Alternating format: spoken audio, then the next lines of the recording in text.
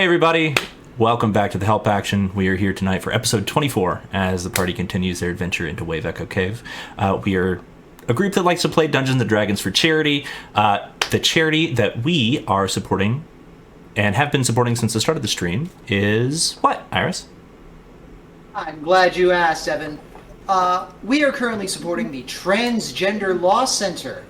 Founded in 2002, the Transgender Law Center is the largest trans-specific, trans-legal organization in the United States.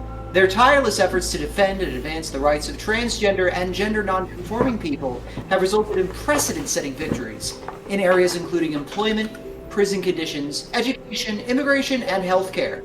In addition to their legal work, they also organize community-specific programs such as Black Trans Circles, the Disability Project, the Black LGBTQIA+ Migrant Project, and Positively Trans, that inform and empower trans and gender non-conforming folks across America.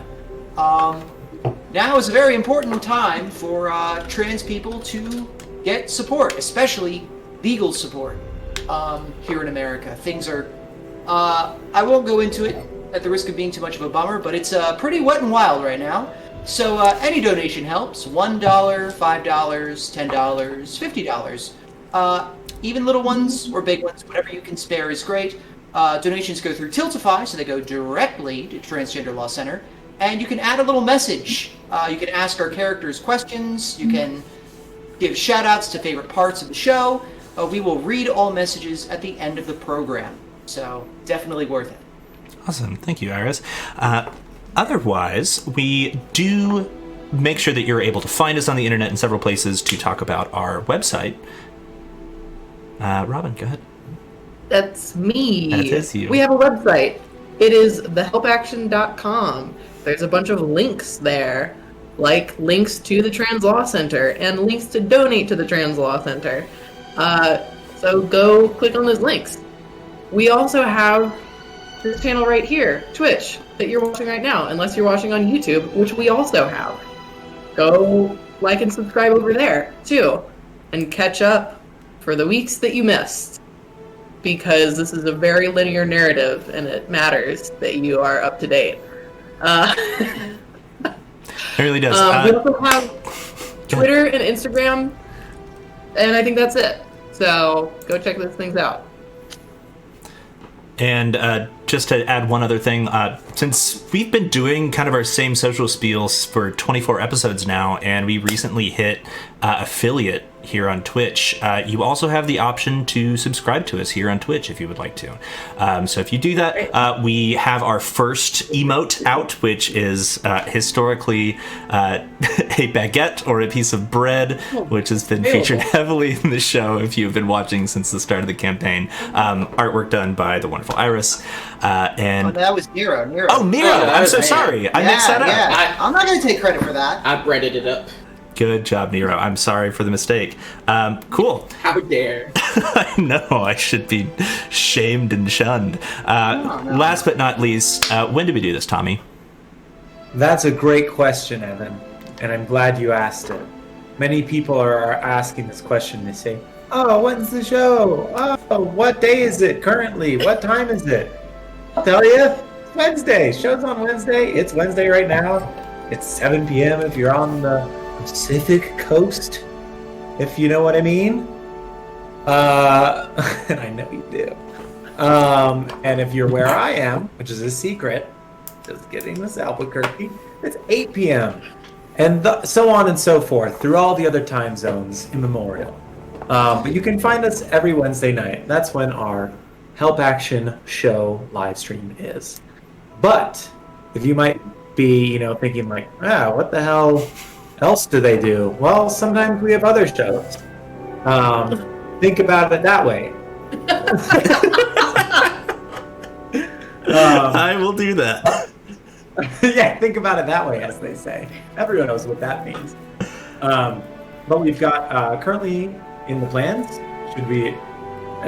it's maybe locked in, that we're going to have what's our Q&A session called? Something Out of character. Yeah. Our next Out of Character with the wonderful Iris and Nero will be on the 29th, Saturday after next. Is that correct? That is correct. Additionally, if we can swing it, we may have a host for that program going forward. Yeah. And we shall who see is how not that goes. anybody. He who shall A not host be for that named. program. Yes, so I'm not giving any names yet. I would much rather it be a fun surprise. So stick around. We'll have more solid answer for you next week on making sure that that happens. But as long as there's no other announcements on behalf of anyone here. One thing I did want to mention. Congratulations to Tommy and Robin on your new kitty cat, who is also going to maybe require them to step away from the camera a few times tonight, but we won't worry about that too much. Beyond that, thank you to Encounter Plus for just being a great program that we've been using since the start of the campaign. You can check them out on the iOS store under Encounter Plus. They will track your initiative, do your maps. They have walls, lighting, all this fun stuff. And if you have friends, you can use a web client to allow different people to control their characters on your map, on your device, which is super cool. So, whoa! Where did you come from? That should be it for all of our announcements. So I'm going to jump into a really fast recap, and then we can get busy with tonight's episode. So, a few episodes back, the party managed to rescue their friend, Gunjan Rockseeker, the dwarf, friend to all, from a faraway castle in the swampy woods in north of Neverwinter. He relayed to them that they needed to go to Wave Echo Cave, a ancient mine filled with monsters and undead, to locate this mysterious font of power known as the Forge of Spells, capable of creating these powerful magic items and, according to him, enough wealth to construct entire cities, if not more so. Their efforts so far throughout the campaign have been hindered through the mysterious and elusive figure known as the Black Spider, who, according to Gundren, has already made it to this Wave Echo Cave. And so now it is up to the party to make their way through this dungeon, if you will, hence the name of the game here, and reach this Forge of Spells before the Black Spider does. So 2 sessions ago, they entered Wave Echo Cave, leaving Gundren at their entrance to tend to his brother Tharden, whose body they found just inside the entrance. And then they proceeded to delve into the cave, exploring an elaborate maze of mine shafts and battling a yellow ooze before pressing on exploring and coming upon a massive common room with these long tables and sort of high cliff sides on either side. And stepping out of the shadows, a horde of undead advanced on the party, not shambling or meandering slowly, but at a dead sprint and screaming bloody murder. After throwing themselves upon the party and using some sort of terrifying paralytic poison embedded in their long, scratchy, undead fingernails that nearly left many of the party open for killing blows, they were eventually, nevertheless, victorious and able to withdraw further into this chamber to tend to their wounds, search the area, finding some excellent pieces of equipment for their further use, and take a short rest within an extra-dimensional space formed in the shape of a treehouse, called upon by Cordcutter, the enchanted machete-like blade wielded by Bree. As the party rests, they were able to conclude about an hour's worth of rest, but the first half hour of that, Ambrose spent identifying some of those key items that were located within the dungeon. A fancy set of armor, a couple other things I'll let them get into while we're playing. So as they all descend down from the rope itself trails back to the floor, and the window, invisible from the outside, Bree, you feel its magic disappear as your hour of rope trick comes to an end. You have about a half an hour here for Ambrose to finish recuperating before you are able to proceed onward. So I will go ahead and pull up the map and make sure that we are good and visible here on the stream. Excellent. So from here, you have about a half an hour to do whatever it is that you would like. Yeah, no, I would say that you probably can't cast a spell and rest at the same time. I was going to be like, oh yeah, you could just consider those 30 minutes you spent identifying part of the rest, but that would be... Nah, just chillax. It's fine. I'm just gonna vibe. Lean against that big old table and just find my center and chill before thinking about all the things we might have to kill.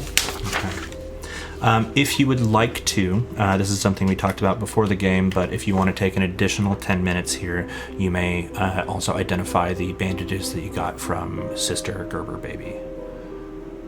Yeah, I think it's probably safe enough. Yeah. I shouldn't be doing that. I need to be the straight man here. Sister Caroline, pardon me. No. That's her real name. Please, at least try to get Sister Garth Brooks' name right. I'm logging off this call. Goodbye.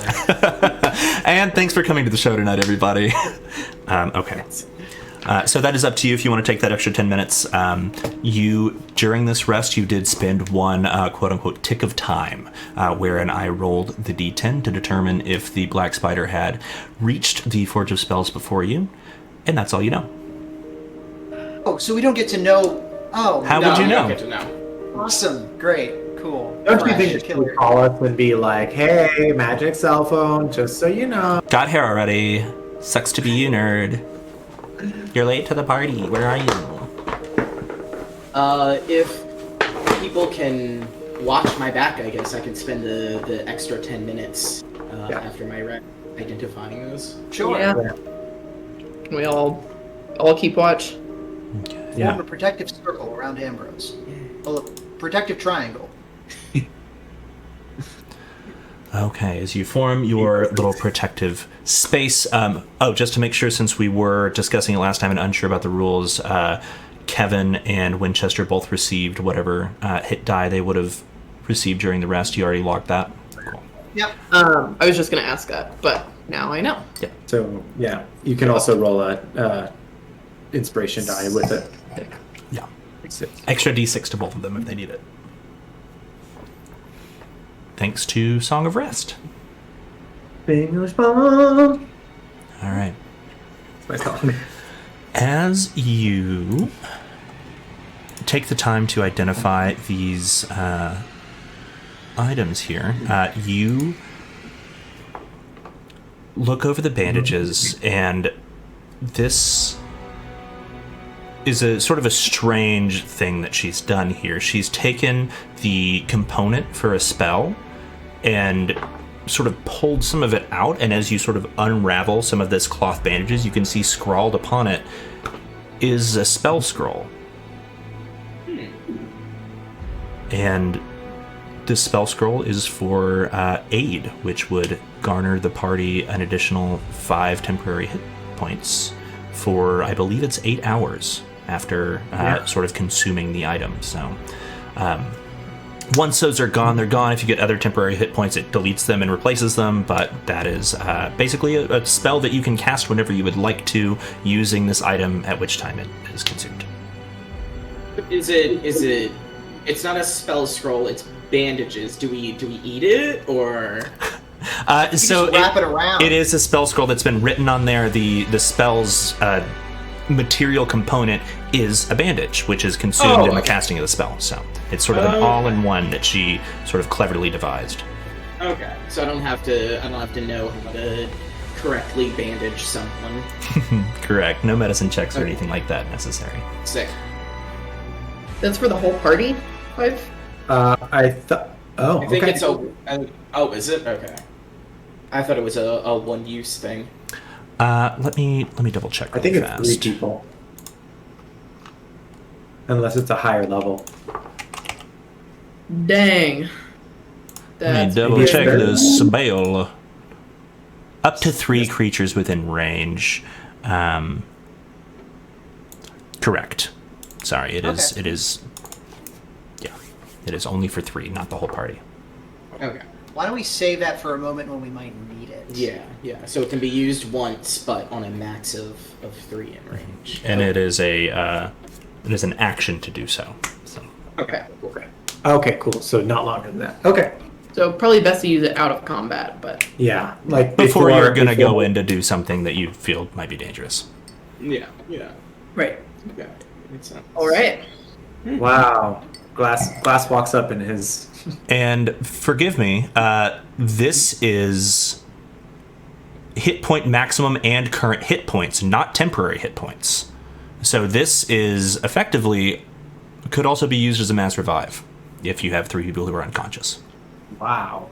I did not realize that okay. just now reading the spell, so yeah. That's Cool. even more useful then, yeah. And it's that many more hit points for 8 hours, right? Correct. Damn. Cool. Should take that spell. Oh well. I got a cool. Did you want this glass, or do you need to hold on to it? Are you still in the banana suit? Yeah, that's what I was gonna say. As I come up in my banana suit, I say, "Wow, this your gravity bong, pretty cool."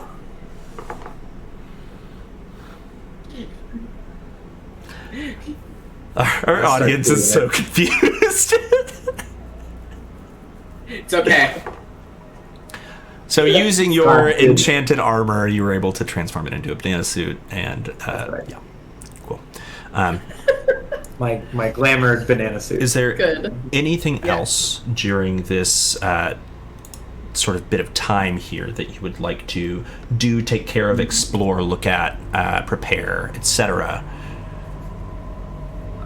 Just to answer Ambrose, I'll take it. But if someone else wants to call the shot or would like to hold on to this instead, I don't feel the need to be the commander. But I'll hold on to it for now, since I'm usually in a position for it. Yeah. Sure. So I'll. Do I need to? I can just write it in my book, or is there an item, Evan? You can just write it down. Okay.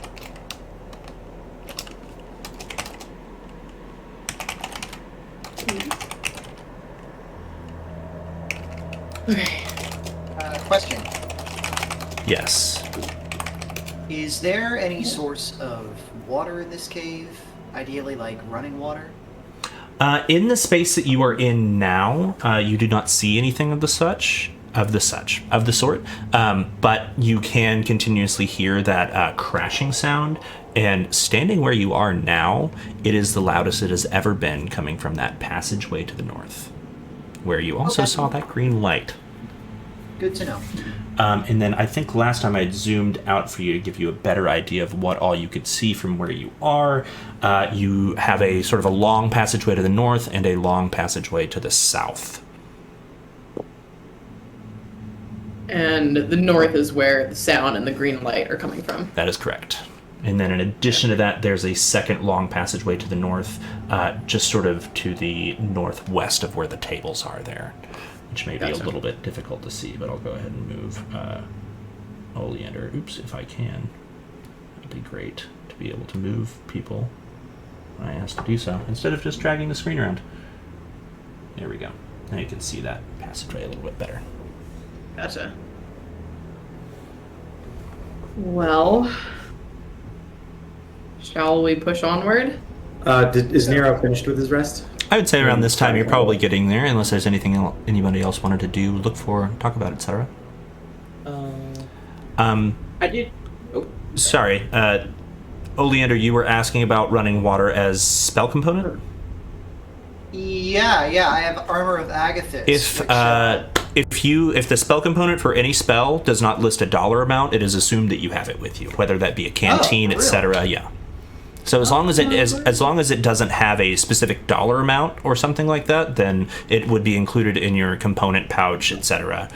Okay, cool. Yeah. Then I'm good to go. Yeah. let me do my. If I find any sources of water that I can use to stunt on everybody and turn it into the armor, that'll be great, but it's not necessary. Yeah, always awesome for flavor, but not restrictive in that way to where if you Okay. can't see running water, you can't cast it. Yeah. Excellent. Okay, so as you conclude your rest, Ambrose finishes identifying the last of the items and then takes a little while longer. Did you already roll your hit die, Ambrose? Yep, I Ambro. got 9 back. Oh, that's cute. Bro. Ambro, did you roll your hit die, dude? Whoa, how's it going? Incredible. Okay, you are now ready to proceed elsewhere. Actually, I believe Kevin had been shunted away to the Yeah, extra Kevin is dimensional currently space. in the Phantom Zone right now. That's that's right. correct. He does have full hit points back, but I'm just keeping him in that pocket for safekeeping. And since it's just an action, I imagine you would have brought him back for a moment, healed him, and then sent it Yeah, back. yeah, while we were resting, yeah. That's fine. Okay. Where to, folks? I think heading north off of this eastern North Passage is probably the best bet, since that seems like that is the closest source of the noise and the light. And those both seem very relevant to our interests. I think we might want to approach with caution. Yeah. That is very fair. There could be danger. I snuck over there and did a stealth and perception check last game. It's been an hour and more than that IRL. Should we just go off of that information still, or can I do the same thing as we had in that direction? I'd say it's been long enough that if you'd like to try it again, you totally can. Okay. I'm going to take a look. Yeah. Okay, so go ahead and give me a stealth check, and then give me your perception check once you tell me where you would like to go. Cool. Additionally, at this point, Bree, are you still carrying a torch or no? Yes. Okay. I don't need it. I believe that is an 18 on stealth. Okay, excellent stealth roll. You believe yourself to be quite well hidden. Cool.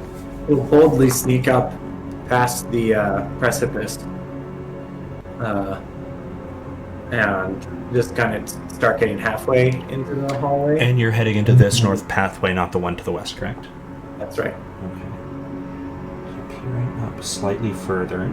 I believe you got to about here last time when you could see the edge of what looked like a just sheer masoned drop-off, followed by another edge that sort of rose to meet the same level beyond it. And from this angle now, you can see that it sort of forms this channel that angles off to the northwest, edging ever forward. Now you can see off to your right-hand side there is a wall where underneath it that channel seems to go through a channel. Go through a tunnel, but above the wall is solid, and to the right there is a passageway. To the far left, where the channel continues onward to the northwest, you can see a massive water wheel that is coming with its axle sort of set on the side of where the top of the channel would be, so that any liquid ushered down the channel would turn the wheel. And then as you step slightly further still, you can see that up ahead the wheel itself is attached to a large mechanical piston that pumps a large bellows.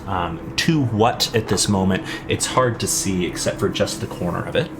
And the green glow that you are sensing lies somewhere on the other side of that bellows and water wheel. Okay, so it's to that northwest. It is, yes. Do you want to go further, or do you want to stay where you are? I feel pretty quiet. I think I will. Can I sense, sight, smell, or hearing any other living creatures in here? Make a perception check.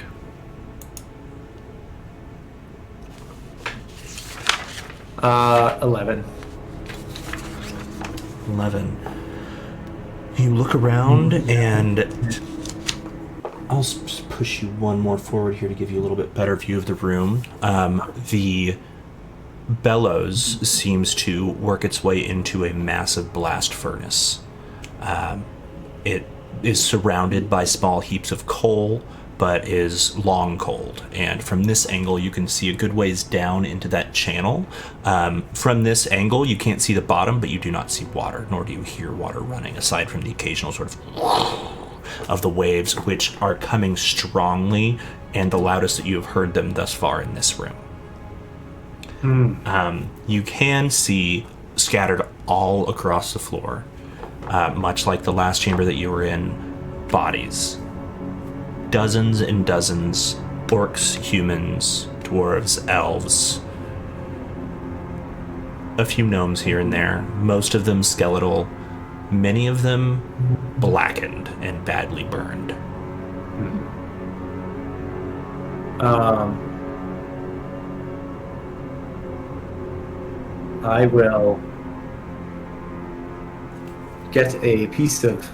Actually, I don't think I need any components because it's part of my circlet. I will put 2 fingers up to my circlet and then whisper back to Ambrose. Ambrose, can you hear me? And I'll use message. Can I tell that it's message? I'm assuming I'm wrong. can You would reply to this probably message? assume so. It's a cantrip. You're Okay. a wizard. You know magic pretty well. Yeah. Okay. Can you hear me? I hear you. Oh, cool. I don't know if this thing has minutes. There's a forge here. I can't imagine this is it. But, I mean, is this like are there more than one? Are there multi-forges? I don't know. Anyway, I don't see people here, but I don't know if there aren't any. Should I? I'm gonna keep doing this. Yeah. Can you tell where the green glow is coming from, or is that too far away? It seems like it's still past. There's a whole thing here. It looks like it's not working. It looks like there should be water running through, and that'll make the whole system function. And past that, I can still see that green glow. As you look up at it and you are speaking this message, the green glow, at first you thought it was a flame and sort of dancing, and that was what was causing the shadows that it was casting to shift on the walls. But now, getting a better beat on it, you can indeed see that it is shifting from side to side, fading away, coming back brighter, and then you catch a very brief glimpse around one of the corners of the mechanical objects in the room. At it, make another perception check for me.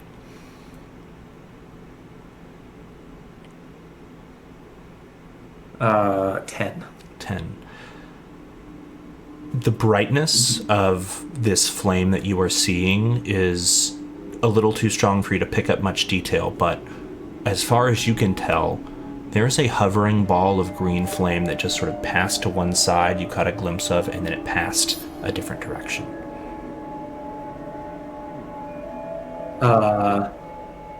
Okay. I'm going to do 2 things. One is what I see on my left right there. Is that a kind of a forge? So the lowest square-shaped thing, that's the large blast furnace that you'd seen. Just to the north of that is the large bellows, that sort of big, like air pump thing that you would like squirt air into a fire. And then just north of that is the water wheel that would operate the bellows. Okay. I'm going to cast Mage Hand and use my Mage Hand to reach into there and see if I can grab something out. Okay, into the blast furnace. Yeah. Okay. As you cast Mage Hand, and you're just doing this sort of blindly. Yeah, and I'm just going to say, I'll be back in a second. I'll say you can either make a sleight of hand or Arcana check. It is your choice. Okay, I'll do Sleight of Hand. 18. 18.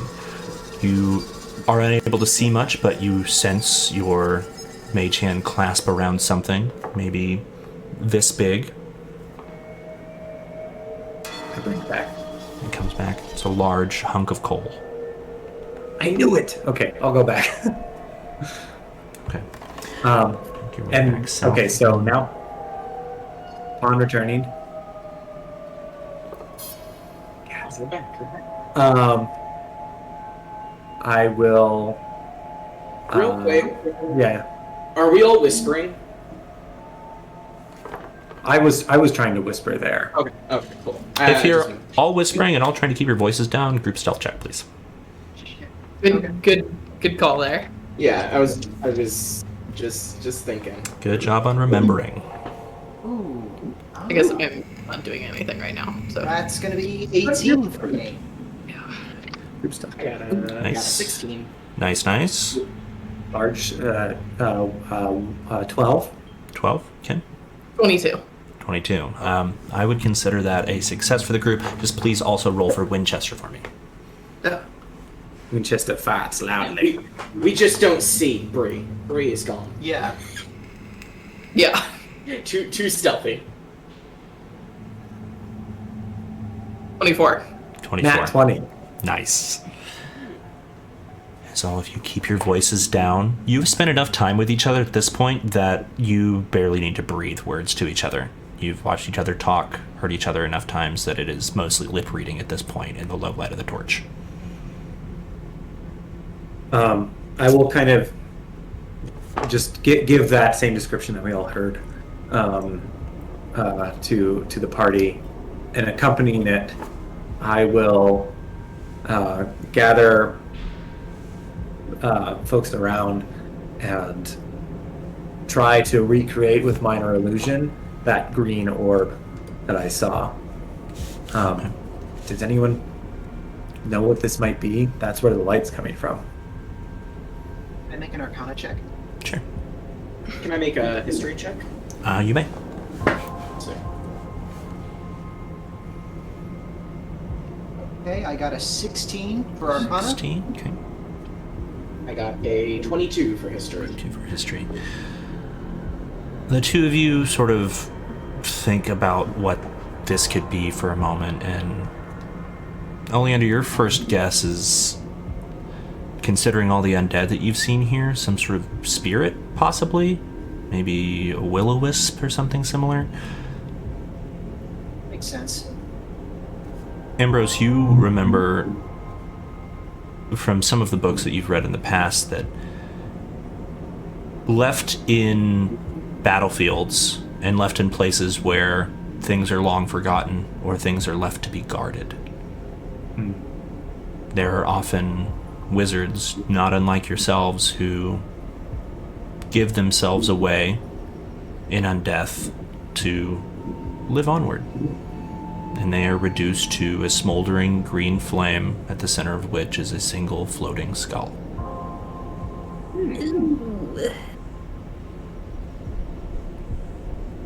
Flaming skull. I would say, since that was a 22, you would also be aware that although madness is common, especially after, well, you don't know how long this thing has been here, but if it's been here as long as this cave has been, you're not entirely sure. Usually there's a good amount of sentience retained. Okay. I communicate this in as little words as possible to the party, keeping it short and sweet. So, did you want to try diplomacy on the Flaming Skull? What were you gonna say, Bree? Just, do you think I can stab that? Did you hear what she said? I mean, when diplomacy fails, knives are generally pretty effective. Just, it's just good In to my know. experience, yeah. Oh, like, do you think that it could be stabbed by Yeah. anyone? I see. Yeah. Stabbing didn't work too good on the last thing. Yeah, sure. I think if it's got a head, you can stab it. And this Yeah. thing that is like all head, so. Chances Where there's a head, there's a brain, right? Sometimes. sometimes. Where there's a brain, there's reason. I wish I had inspiring speech so I could just have that be the lead-in. Well, without a body. The it's Pacific impossible. Rim. It's like a Yeah. reasonable.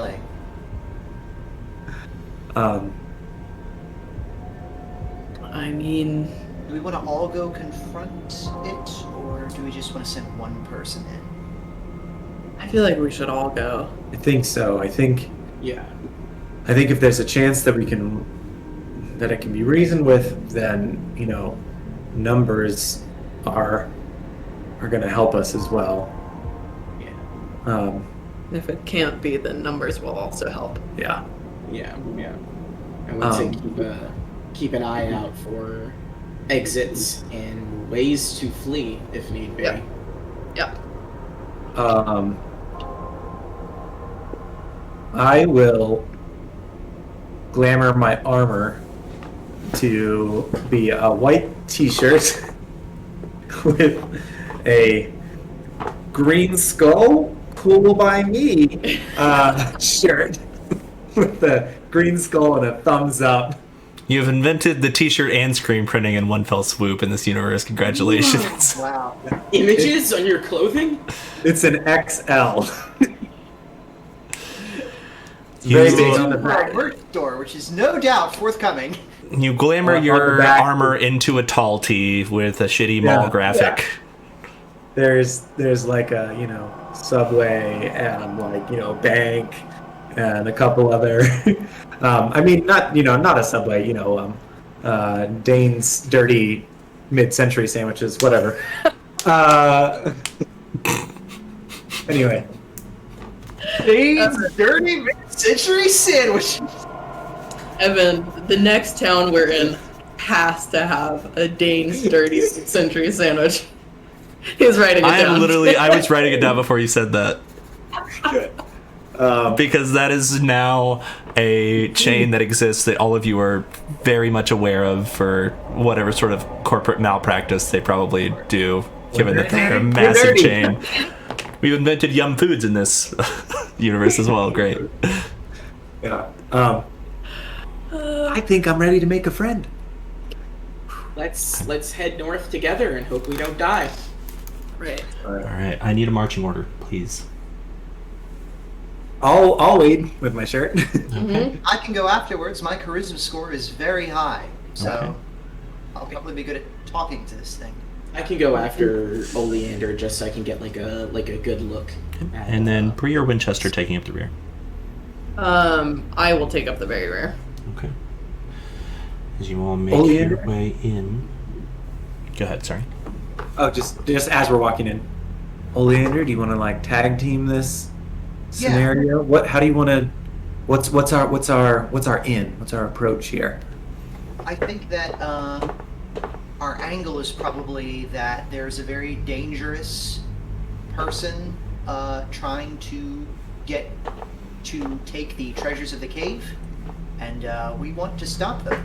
And if the skull asks further, then we say that we want to help the local town, and that this person has been in charge of a gang of brigands and ne'er-do-wells who have been Yeah. harassing. I figure that when dealing with a skull, it's going to be very difficult to pull the wool over his eye socket, or their eye sockets. We don't know what Yeah. gender the skull is. Ooh.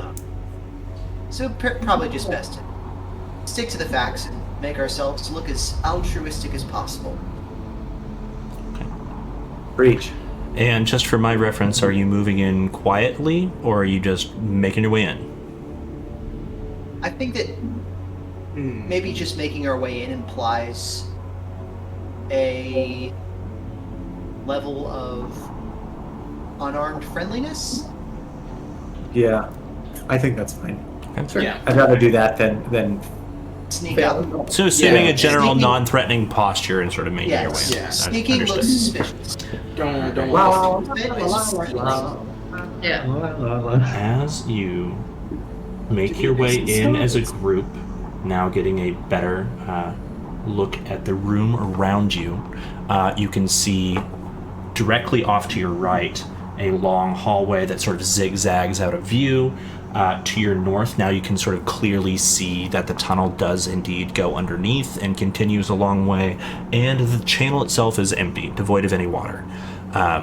As you are very quietly sneaking in, not so quietly, just walking in, the sound of your approach nevertheless is entirely encompassed by another loud crashing of waves, which at this point comes from where that tunnel enters. Very On our clearly. right? On your right-hand side. Correct. Oh. Okay. Okay. And as you begin pushing just a little bit further ahead, I need to click on the lead person here so that I have vision. You can see the green sort of flame hovering on the other side of where this bellows is, standing nearly 20 feet tall. The individual rings that sort of wrap the large membrane of this bellows look like the arches you would see on the top of like a wagon. They are huge. On the other side of that, hovering in the center of the channel, now you can clearly see that Ambrose was not incorrect. A large, maybe not large, but the size of a human skull floats surrounded by green flame. And as it turns to look at the rest of the party,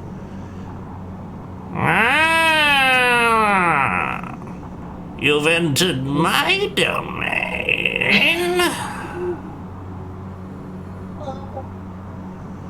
My, and what a lovely domain.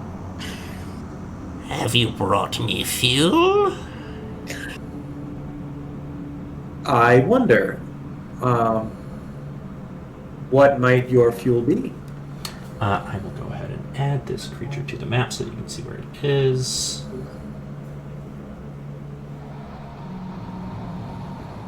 Buddies. Ooh. It floats there, and as you ask this question, it sort of hovers over in this direction and just comes to a stop, maybe 4 or 5 feet off of the ground, but also, another 10 feet below that of just empty chasm. All of it smooth hewn stone, not like a natural rift in the ground or anything like that. For centuries I have laid here, burning nothing but coal. And you glance around at this, just sort of keeping an eye on your backs, and you can see that among all of the bodies on the ground here, there is not a single bit of flesh to be seen. All of it has long since been scorched away. Great. Okay. Fuel, huh? We may know of some useful fuel for you. We would love to help you return your exciting establishment here back to full operations. But We wondered if, in return, we might be able to ask you a few questions. This one doesn't count, right? Or maybe it does, whatever. Riddle me why I should not simply burn you where you stand. Your flesh will sizzle nicely. well, you see, we're here on behalf of the local town of Phandalin, which was looking to reestablish Bah, operations Phandalin. here. If the skeleton could spit, it does. I see you know of them. Great. Good Idiots, all of them. Yes, well, it's been a few hundred years, and there's some new management, Liar. and they're looking to establish a relationship with you. Liar. I'm not lying. We're looking to reestablish a business relationship with you, since you seem to hold all the cards in this arrangement, to possibly restart Wayback Cave under your purview. Phandalin forge was therein. built no more than 20 years ago. Phandalin and this place. Our invasion successful no more than a day past. So, tell me then, the vestiges of this war,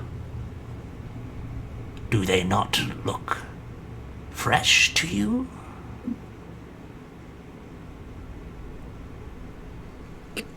Gang, do they look fresh to us? Well, Is this a trick question? This guy is using a lot of double negatives, and I'm having a little bit of trouble parsing him. Are There you is saying a that- definitive,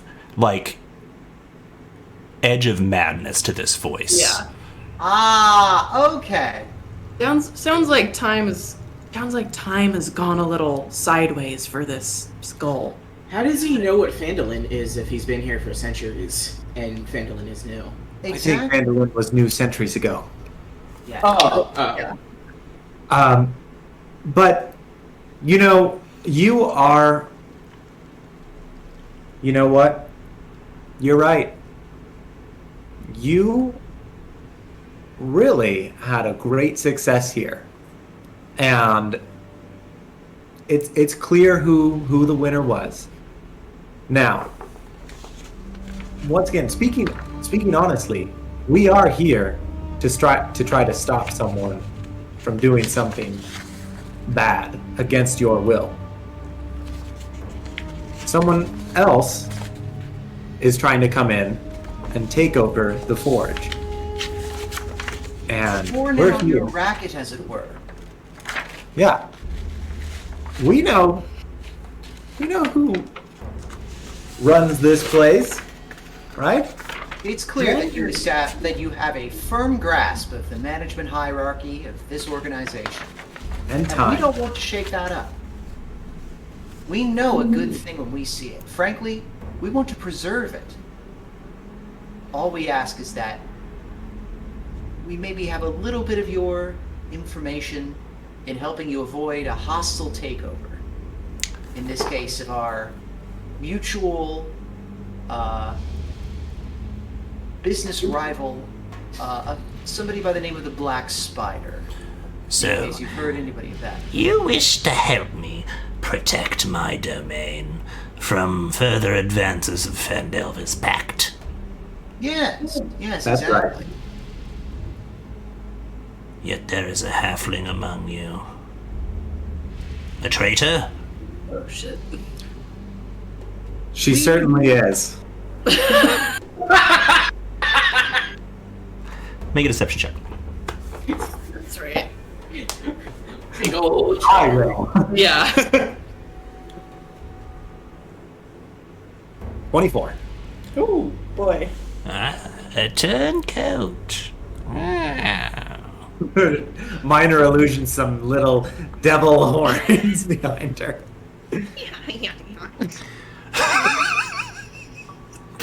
What was that sound? The devil horn noise. Cackle. Flapjack sound. Weird cackle. So then,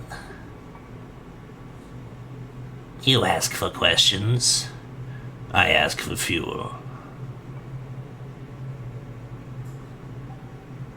Right? Either I use your precious, fresh bodies, or perhaps you can find me something worth burning. You see, I'm bound to this place. Beyond its doorways I cannot leave, or I should fetch it myself. Well, we did kill just oodles of undead wraiths on the way in here that I think would make some perfect fuel in the short term, while we can go search the cave systems for longer term fuel for you. It seems like truly the beginning of, a fantastic arrangement. Mutually You've beneficial. you've got the skills here, and we've got that kind of access to other places. So, as a group now, you need to decide if you are going to spend a tick of time to go gather some bodies and bring them here, or if you are going to refuse and enter battle with whatever this may be. Oh, Those bodies seem okay? They're real burnt. They are blackened. No. The ones that we just killed. in the previous room.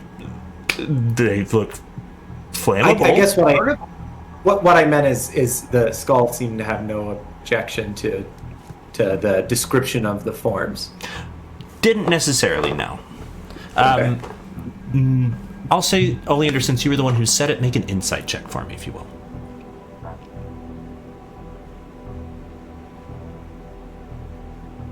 That is going to be a 19. When you mentioned bodies of wraiths, it almost seemed to cock a single bony eyebrow in what to a lot of you looked like interest, but to your keen insight, you picked up on a suspicion.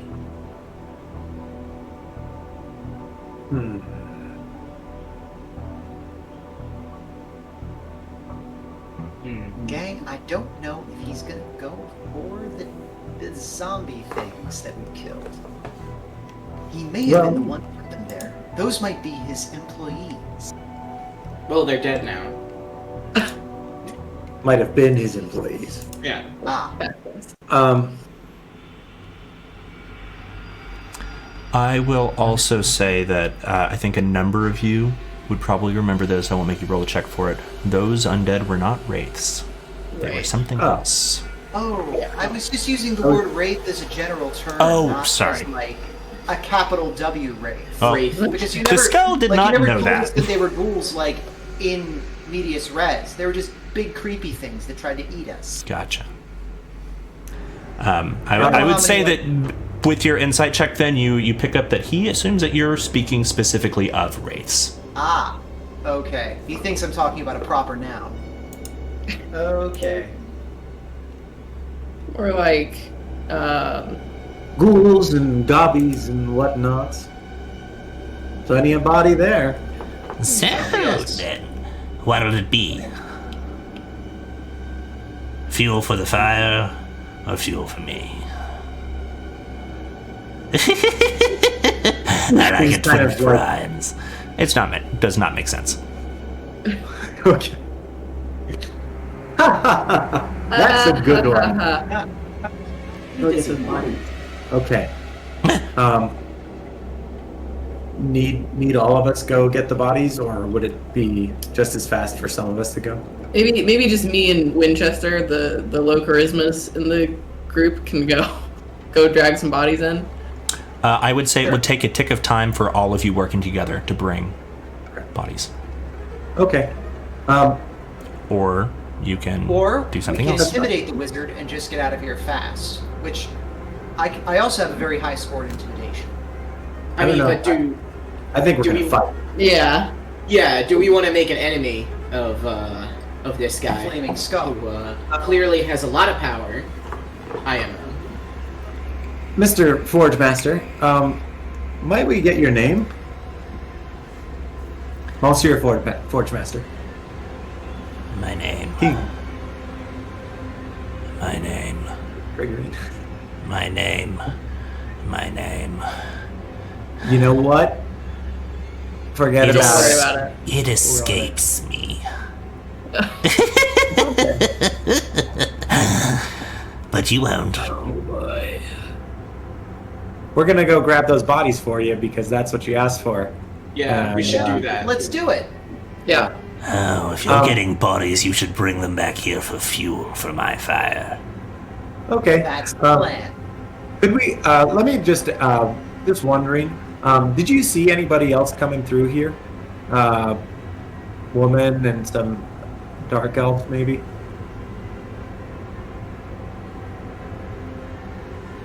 What? Okay. Good to know. This is what they call an unreliable narrator. Right, gang. He's doing his best. Let's go get those bodies. Yeah. Back from the way we came in. You know, Okay. through the tunnel to the northeast. Oh yeah. Yeah. I think. No. Yeah. Yeah. We'll go get them. Make a loops around. deception check. Can I help in that situation? Like, oh yeah, we'll go get the bodies. I was basically using your help to cancel out the disadvantage you would have had about lying so plainly about something very visible. That's fine. But Okay. he's, you know.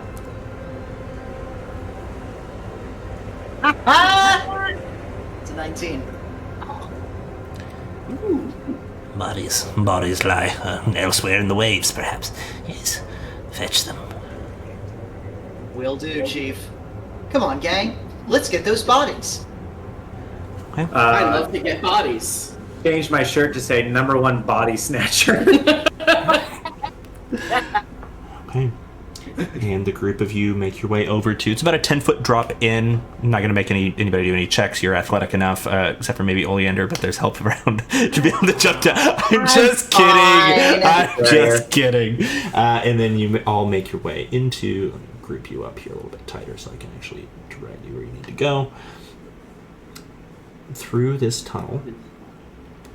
And from here, you can see that it extends a good way to the northeast and then drops off at another sort of edge that you can just see where the ground in front of you stops, but this one is broken and jagged and looks natural as opposed to the more masoned channel that you stand in at the moment.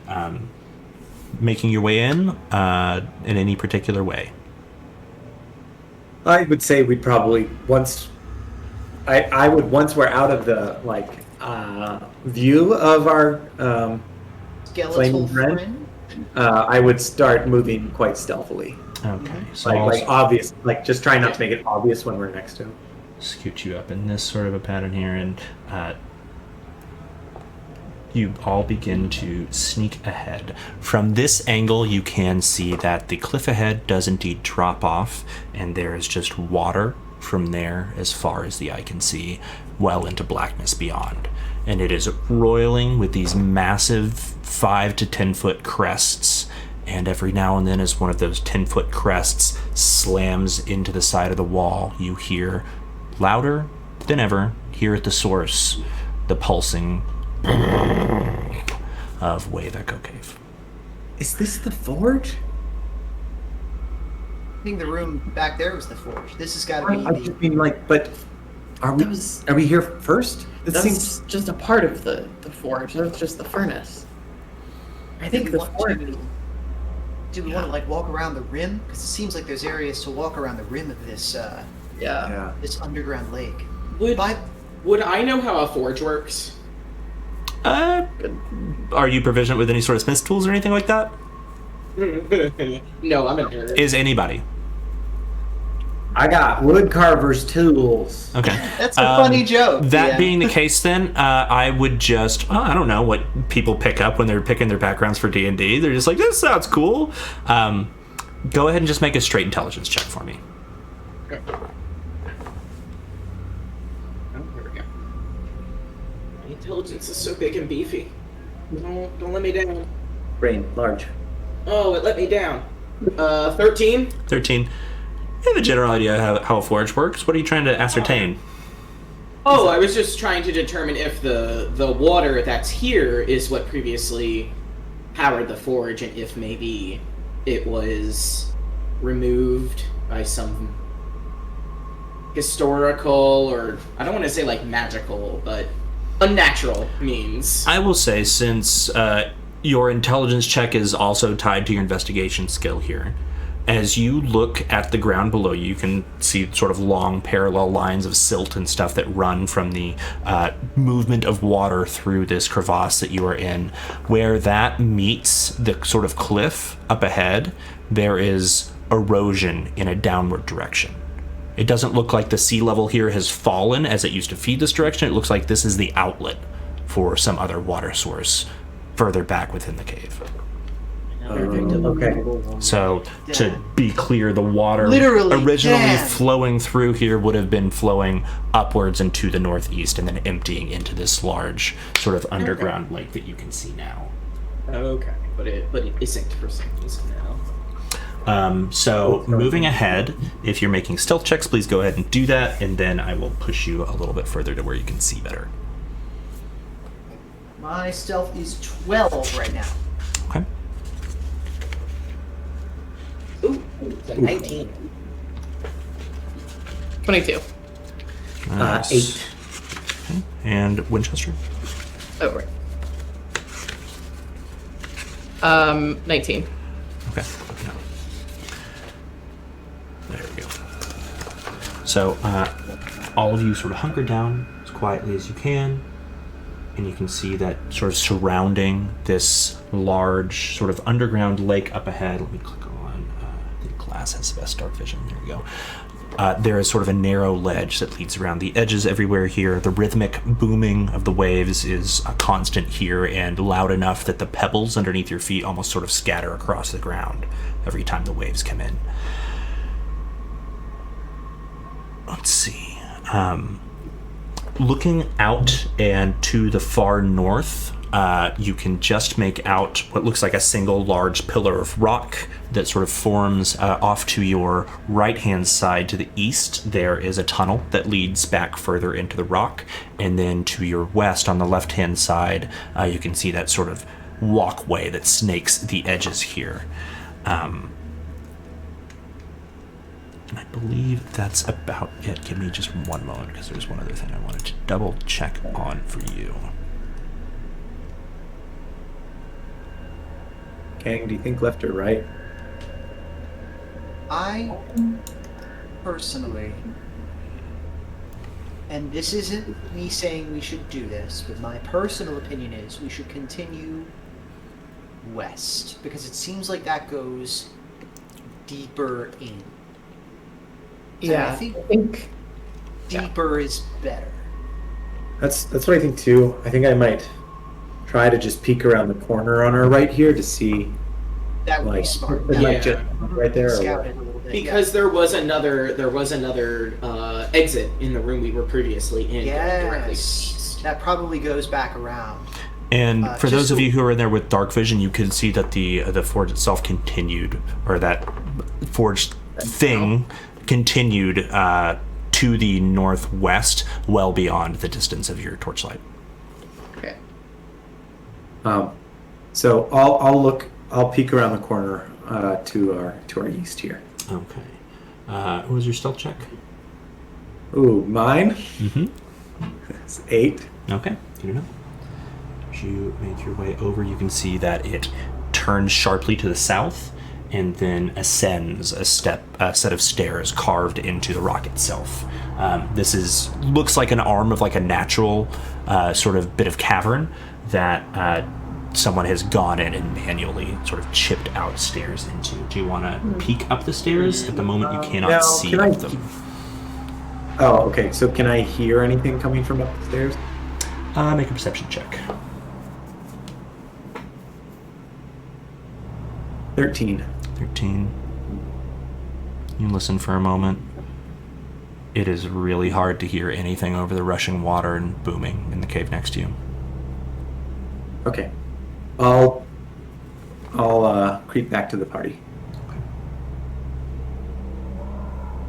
There's some stairs. Couldn't hear anything, but it's hard to hear anything over the waves. Probably some sort of access passage. We did come in here through the spillway, and it would probably need some way to get down here that wasn't underwater when the forge was operating. And this may be more of a meta question. Have we gone up or down since we've entered the cave? Almost consistently downward. Down. Okay. Shall we continue? I think I don't mind being on this way. Yeah. Yeah. To the northwest. Yeah. Let's do it. I would say be careful just in case there's any like we don't know where this leads out to, and I worry that we may lose our ankle sees us running around without corpses. Or I will also say though, I'm about 50-50 on if that guy even remembers us anymore. yeah. Right. I think he was beyond reasonable business negotiations. That's pretty much a given. But I think we may still be able to use our wits to stall fights with him if we see him again. Yeah. Yes. Glass, I sent you a message that you should read privately. I would say you should be nice to our skull friend. I could be like that someday. Are you planning on it? I mean, you never know. Man, wizards are so weird.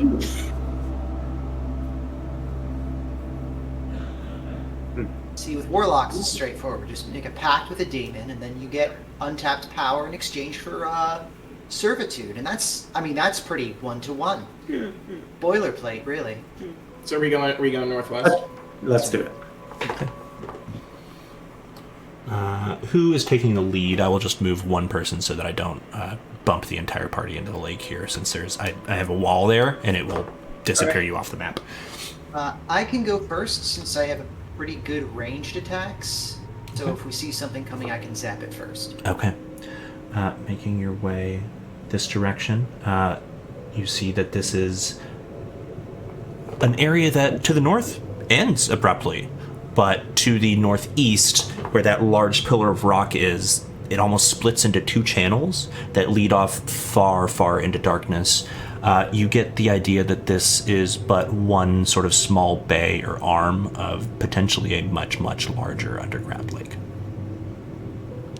Can I see any green light flickering from the east or from the west? The west. From the west, The west. at this moment, no, you do not.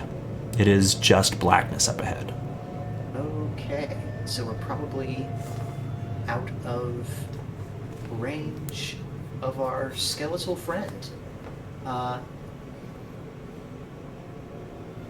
think we're okay. Can I detect for tracks? Yeah. That would be perception. Yeah, if you're just looking for them, if you're like carefully investigating the ground around you and stuff like that, it'd be investigation. Oh, and yeah, I'll do an investigation. Oh dear, that is a 8. Looking up ahead, pathway seems clear. You watch as the water next to you, as the waves come in, rises from about 20 feet below up to nearly the top and then back down. You don't get the idea that it's volatile enough to come over and knock you down and drag you in, but the thought frightens you. You do have that ring, though. That is true. No, I don't have that ring. I think that's Bree who has that ring. I don't think anyone put it on. Yeah. Put Nobody it on. It would take an hour to put on, right? I think no? it doesn't. Oh, it's instantaneous. No, it doesn't require two Yeah, things. it's not Right, required right. to. Right. Okay, gang. Ooh, that's coming. I think it's tentatively safe to come up here. Actually, maybe we should. Maybe one of us should go investigate down the Oh. lake. I don't know. I'm worried. That seems like a solo mission. That Yeah, the problem with that is that it would split us up. We only have one ring. yeah. Yeah. Two. If we find something, you're not going to be able to do much. And also, it seems hard to get out. Maybe, It's true. but we might want it at some point. It feels more like an emergency situation to pop. Yeah. Oh, Leander, from where Yeah. you are at the moment, would you just make a perception check for me? Yeah. That's going to be. That's a 7. 7. I shouldn't have been the person to do this. I'm realizing that now. It's okay. Okay, now what? Should we follow? Yeah, follow let's- her? Do some of you want to get closer to me real quick? Because I'm Yeah. freaking out a little bit over here. Can I follow behind Oleander? And I thought I had given it to you before, but I want to still do that ring of water looking. Thank you. Yeah. It's full. I'm gonna slide it on real quick, just in case. Cool. As you do, you sort of look down at your feet and standing in maybe about an inch or so of water from just spray and runoff. As you slide it onto your finger, you raise the top without a single ripple spilling away from your feet. Almost like there's an impossibly thin magical barrier between you and whatever lies beneath the surface of the water. Thank you. You're already the tallest one, Oleander. You don't have to, like, flex on us anymore. Amazing. Hey, I like being tall. What can I say? Okay, let's check out this space to the north of us. Yeah. Yeah. Yes. No time to lose. Looking and keeping an eye for any green. Yeah. Okay. Go ahead and just make a perception check, and we will use that as we go forward then. 19. 19. You make your way Go with the last across. number. the water, you eventually come to the far north corner where you see another passageway that leads off somewhere far into the distance. Glass, as you continuously sort of scan the area for green light, looking behind you, back the direction it came, as your eyes sweep from behind you back out across the water, and then back towards the rest of your friends, there's this ever so soft glint of something beneath the waves, 30 or 40 feet out in the water. Like There's something in the water. almost a metallic glint. Is it moving? Is it like alive? As you squint for think a moment, you almost lose it. And then you do lose it. You just saw it for a I don't moment. know. I saw something in there. Could Kevin go and look? Because you can see through his eyes, right? It would be. Yeah, or I could walk out myself and check and come back. Well, unless it's dangerous, you don't want to get murdered. Yeah, just out into the middle of the lake, though, should be. We can keep an eye on her. Would I be able to? I will say, if she falls into that, she gets into the lake, even if she can walk on the water, if something attacks her, we can't very well go out and defend her. That's If true. Kevin goes out there, she can bring Kevin right back Yeah. True. if she needed to. Okay. Yeah, I think I can send Kevin out. That's Does Kevin has night vision, right? Kevin has, well, yes, Kevin has dark vision for Dark 120 feet and a passive perception of 11. He can also fly 40 feet in his raven form. Okay. Yeah, maybe you could do a little raven Scouting. scouting and Yeah, all right. I think you can even fly in his imp form. It's up to you. Oh yeah, or he could fly in his inform. What? Let's have him go just regular, classic Kevin mode. Yeah, Just, keep you it know. nasty. Okay. As you summon him from his pocket dimension, he appears in a puff of black brimstone-smelling smoke on your shoulder and just... All right, what do we got? All right, nothing What are we combat killing? this time. Okay. Maybe a little later. For now, we're doing a little bit of recon. There's something metallic in the water out there in the depths of the cave. Okay.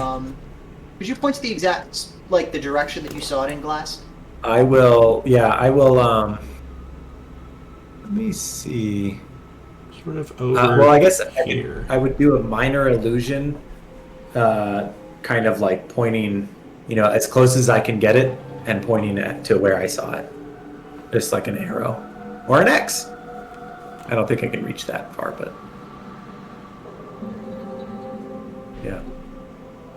If you could fly over there and see if we can get a better look at what it is, that would be great. I'm gonna have to. I'll piggyback onto your eyes for this, if that's all right. Whatever you want, boss. All right. All right.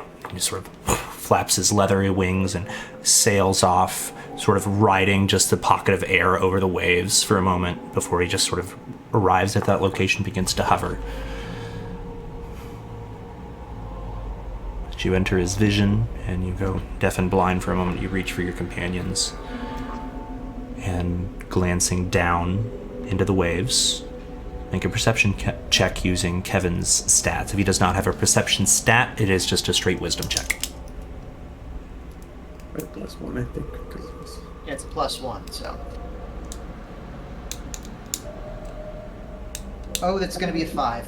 I'm 5. sorry, everybody. Okay. Yeah. Sort of calls back, his voice muffled by the sound of the waves, and you just sort of catch like little bits. Not see anything out of it, boss. He's not seeing anything. I don't know what you saw, but it might have been a trick of the light or something. Huh.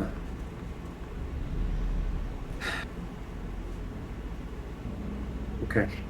Would I be able to use prestidigitation to kind of toss a ball of light that way, just for a brief moment? That would be more like dancing lights or a different cantrip. Okay. I could try and mage hand it, but I need to get closer. I do have a ring. Yeah, put on the ring, and I've got a rope. Do you think it's worth it? I'd say it might be worth it, Okay. considering how old and magical this place is. Yeah. Personally, I don't think it's worth it, but I feel like I'm outnumbered on this point, so I'm deaf and blind right now, so I feel like But you all are can in the turn that driver's off seat and for on this. at will, so it's your call. Okay. I'll try that. So using the rope, scale my way down. You said the water's rising really intensely, like. Yeah, like every 30 seconds or so, it goes from 20 feet to just barely below the cusp. These are big waves. Okay. Are you using the ring, or are you just diving in? Oh yeah, using the ring. Yeah, we pass the ring down the line, I imagine. Okay. Put it on my finger for a minute so I can Double pretend to giving be up the ring. You up over the surface of the water, and as you take it off, you sort of splash back in. One day I'll be that tall. And passing it over to Glass, you feel not only yourself rise from the surface of the water, but you also feel from your body, stuck underneath the fur that covers you, sweat, water from the adventure just wick its way outwards. Oh, gross. Feels like the way you've been prestidigitated dry before, but all over at the same time instead of like almost a sweep like you're used to, and it's strange. And as you how are you securing the rope? Just holding it on the other end? I think maybe Yeah. tying it. Okay. To I would imagine on the waist. What were you gonna say, Blake?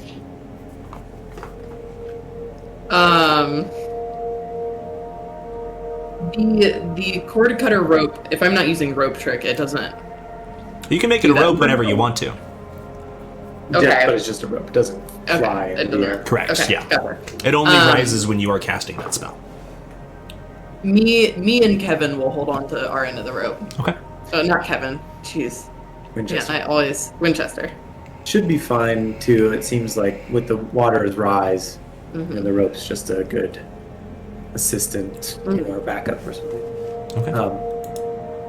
Okay, so I'll with the ring on get up to what seems to be within 30 feet of where I saw this object, and I will try to spot it, and then I will try to reach for it with Mage Hand.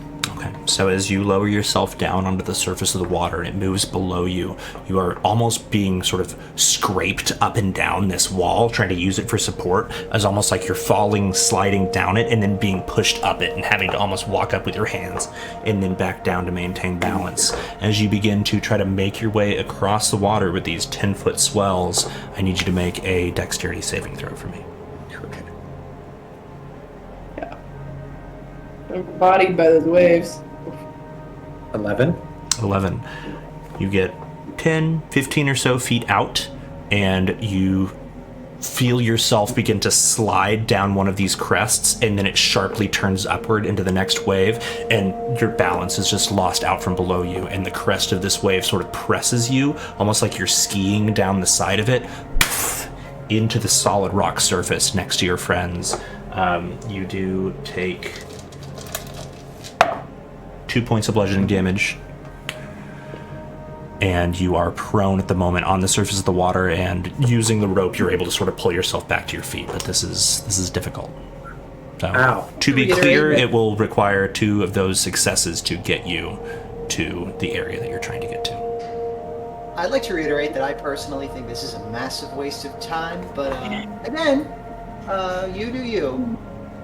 I will say from the just stepping near the edge there, I am 30 feet. Sure. I'll say then, go ahead and I make get that. your sleight of hand check with disadvantage because you were in the middle of falling. at the time that you cast it, to try to reach somewhere under the water to a place that you cannot see to grab something that you're unaware of. If I try it here and fail, could I, like, does that mean I can't go, try to get closer and try again? You can try it again. Okay, I need you said with disadvantage? Mm-hmm. 2 8s. 13. 13. You reach out, you feel sand, silt, rocks. The very tips of your mage hand fingers brush against something hard and metallic. You feel rivets and fine sort of carvings through something curved about yay big. And then your hand is sort of pushed away by the waves. It's something. I think it's something from the Forge of Spells. That's It seems what I was. it seems manufactured. I could feel rivets, I could feel craft. And it's big. Big enough to hold in your hand at least. I would also say, upon feeling it, its size and the fact that it is metal, probably too heavy to pick up with Mage Hand's 10-pound limit.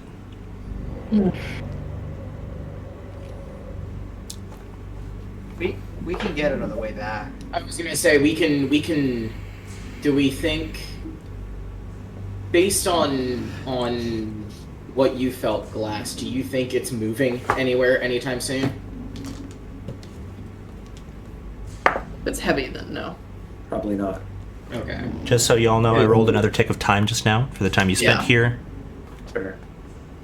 Because I was Okay. gonna say if we.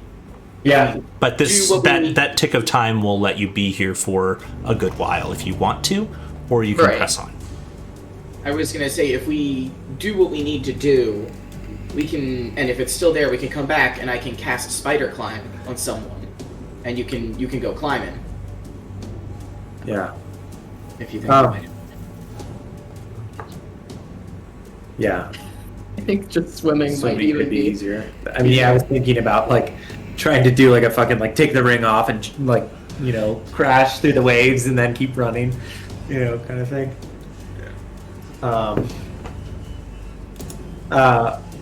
I'm sorry. We could, would there be a benefit time wise to calling it quits and leaving now, or the time is spent, so we might as well spend it? Just based on what you just described, I'm not sure, Evan. I would say because I rolled that tick of time, you probably have about 20 or so minutes here to do what you would like to do. You've already spent about 10. Probably more than 10. But yeah. That combined with the sort of slowly making your way through, going to look in the other cavern, all of that added up to one tick. Yeah. Okay. Let's push on. We Yeah. can come back. Okay. You can come back. Fine. You do have 20 minutes of free time left if you want it, or you can push on. That's your choice. We could try. Well, But that 20 minutes will be in any direction that you choose to go. okay. Yeah. Let's just keep moving. Yeah. Let's push on, yeah. Yeah. I think that's best. Sorry, gang. Now we'll come back. It's fine. If it's heavy, it's not going anywhere. That I was I just- want to mention that room back there. I don't know. It gave me a little heebie-jeebies. With the flaming green skull? No. Yeah, me too. No, not that Okay. one. The stairway. Yeah. Mm. I don't know. Yeah. we could maybe put we it should. in that too, but just letting you know. Okay. It's probably. I mean, I'll trust your sharpened cat senses and move far away from there. Yeah. Alright. In the meantime, let's keep moving. Look on. Let's see what we can see. Okay. Who is leading up this next passage? I'll lead for Okay. this bit. Up ahead with your torch.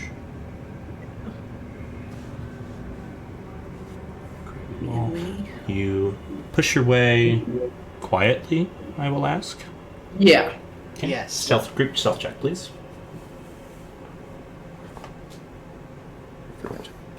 Oh, and that's a nat 20. Of course, I get the nat 20 now. My God. Pain. 14. So 21 and 22 for me in Winchester. 10. Thanks for carrying me on these group checks. Okay. We got Yeah. you. Group success. You all make your way ahead here, following the curve of this cavern.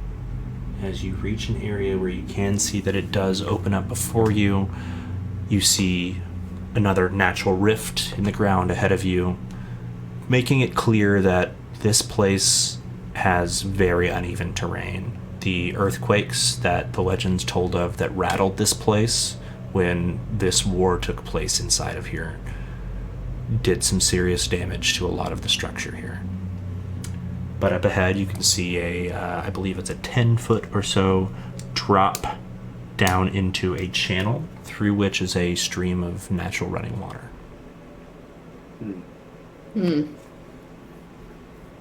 This is the source of that. I need Channel. someone to make a perception check for me, please. I'll do that. I was gonna say. If you are looking beyond the 30-foot radius of your light, it is with disadvantage. Because at the moment, your vision is limited to there. Can I do a perception check because I have dark vision? Sure. I have a 17. 17 with it. Nice. Oh my God, that's a 7. I have no help whatsoever. Although you can't see terribly far into this next chamber, you can hear something. It's a little muffled with the sound of the crashing waves behind you, and you can almost feel a breeze being sort of pushed and pulled in both directions by the in and out of the water from behind you. But up ahead of you in this chamber, what languages do you speak? I speak Common, Halfling, Elvish, and Sylvan. In a language you do not understand, you can hear some low, hushed voices, almost having what sounds like not a heated argument, but just a sort of a casual disagreement. And I don't see any other light sources from across there. From where you are, at the moment, no, you do not. Okay.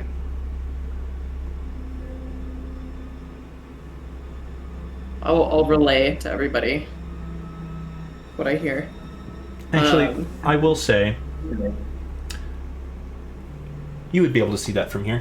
Directly, all the way across this channel, and you can't really see any of the terrain between you and this, but you do see what looks like a very faintly glowing orange rectangle very far off. I'd say at least 60, 70, 80 feet due to the west of you. Okay. As in, like, maybe a backlit window or something? Or doorway, yeah. Okay. I will relay that as well. I'm wondering if we should put our torch out. I mean, they'd probably hear us coming anyway. Yeah. Maybe. What? Put our torch out. Oh. Uh, Not a bad idea, though. I wish I knew what language they were speaking. You can make a perception check, see if you can hear it too, if you'd like to. Yeah, let me do that too because I know different languages than I have the same as Bree, so. Oh my God! Oh wait, perception? No, that's terrible. It's a 6. Oh, Hey, at least Not it's one. not combat. At least it's not Yeah. combat. why am I bad at everything except fighting and talking? It is really, That's really fine. hard to hear anything over those crashing waves behind you. What if, how about me and Glass and Winchester, the stealthy crew, maybe we move forward? I'll I'll put out the torch. I'll lead. Yeah. And Winchester has night vision too, so. Okay. And I can stay with Oleander, who has night vision, and I don't. And I've got message too, so I can Yeah. relay back to you. Yeah. If something goes sideways, we'll just message y'all. Yeah.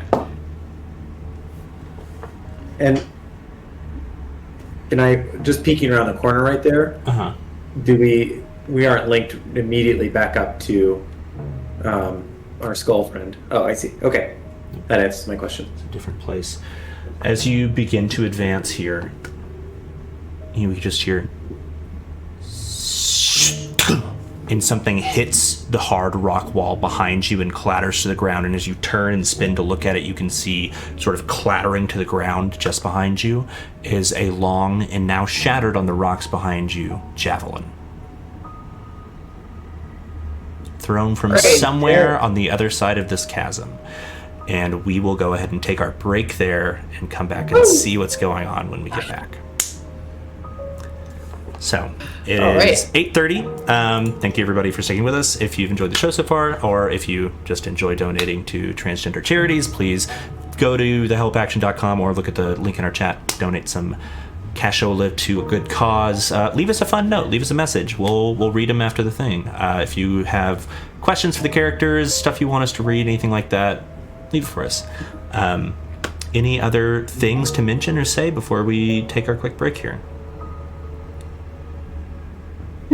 Cool.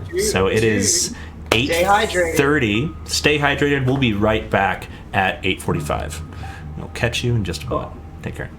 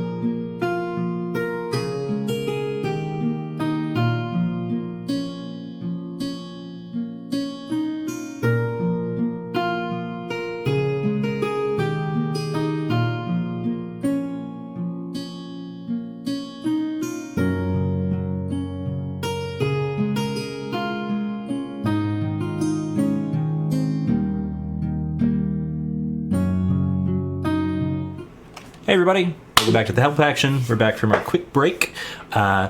We have a really cool announcement. We are at like 177 followers. So if you're here and you're watching, please make sure that you are following us, because if we can hit 200 followers before next week's episode, we'll do another episode of the bonus section where we hop on Tabletop Sim and play some board games for y'all. So that would be super fun. Help us reach our goal, tell your friends, all that fun stuff. Tell your enemies. Tell your enemies, Tell your frenemies. Tell all of your acquaintances, regardless of enmity levels. Find strangers on the street. Yeah. Tell them about our show. Shake Explain them. Yeah. Please don't physically accost strangers on the street. I thought about putting up flyers. That might be kind of cool. There you go. Flyers are a socially distant way to share information. We like this. Yeah, we like that. We like that. Awesome. So we are about to jump back into our episode. So far tonight, the party resumed their adventure from the rest, not waking up because they didn't sleep, which is what I was trying to say, and began to explore further to the north. They encountered in this massive chamber a large water wheel that turned a gargantuan bellows into an even larger, like 20 foot by 20 foot, like high heat smelter or forge. In doing so, they watched as a green flaming skull that Nero was able to identify as the undead apparition of a wizard sort of lost to time in this place, revealed itself and demanded that the party either be incinerated or bring it more fuel to incinerate, because it has been here for a long time and is very tired of coals, but doesn't seem to remember it. Believing that the battle that took place in Wave Echo Cave was just the other day. Don't you remember? You were here. So the party cleverly lied their way out of the situation and proceeded up a abandoned water channel to the northeast in the direction of finding, finally, the source of the pounding waves that have echoed throughout this cavern their entire time they've been here. And underneath the waves, they were able to spot a glimmer of something, sending Glass out on a voyage on top of the waves with the ring of water walking. He was buffeted about by the massive 10, 15, 20 foot high peaks of water, and unfortunately was not able to reach the area, though he was able to reach out just far enough with a mage hand to feel that there was indeed something metallic, forged and covered in carvings or runes or something of the sort beneath the waves. They searched a cavern to the far east where Glass picked up on some sort of a strange feeling from that direction and ultimately decided to head to the northeast, where they rounded a corner and came into a large cavern split in two to the north and south, split into east and western halves by a deep ravine filled with a small trickle of water through the bottom of it. And as they stood at the entrance there, their torch ablaze, they could hear low conversation in a language they could not understand from somewhere on the other side of this, and just beyond, far to the west, they could see the vague opening of a doorway backlit by some light source unknown to them. Just before they advanced any further, they had a javelin fly through the air towards them, luckily missing all of the party, but crashing and splintering on the rocks just over their heads. So, we now resume as you are on high alert after having just been attacked with either an attempt on your lives or a warning shot. You're unsure. Can we triangulate where that came from? Did it come from that doorway? Make a triangulating an attack. I'll say make a investigation check, since you're just using evidence to sort of put back together a crime scene almost on the fly.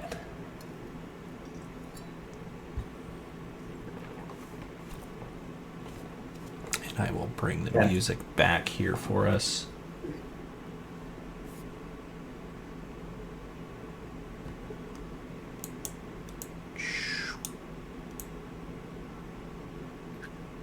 All right, what you got? 10. A 10. Hard to say. You weren't really aware of it until it struck the wall behind you and splintered.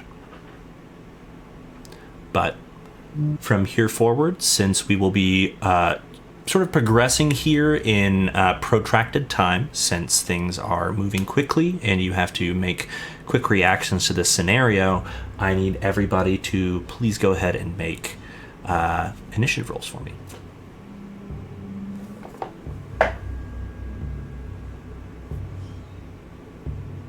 That is a And 17 for while me. I set things up here, I'm going to poof the battle map for just a moment so that no spoilers occur. Oh no! We're fighting Goodbye. to die. Ah, die!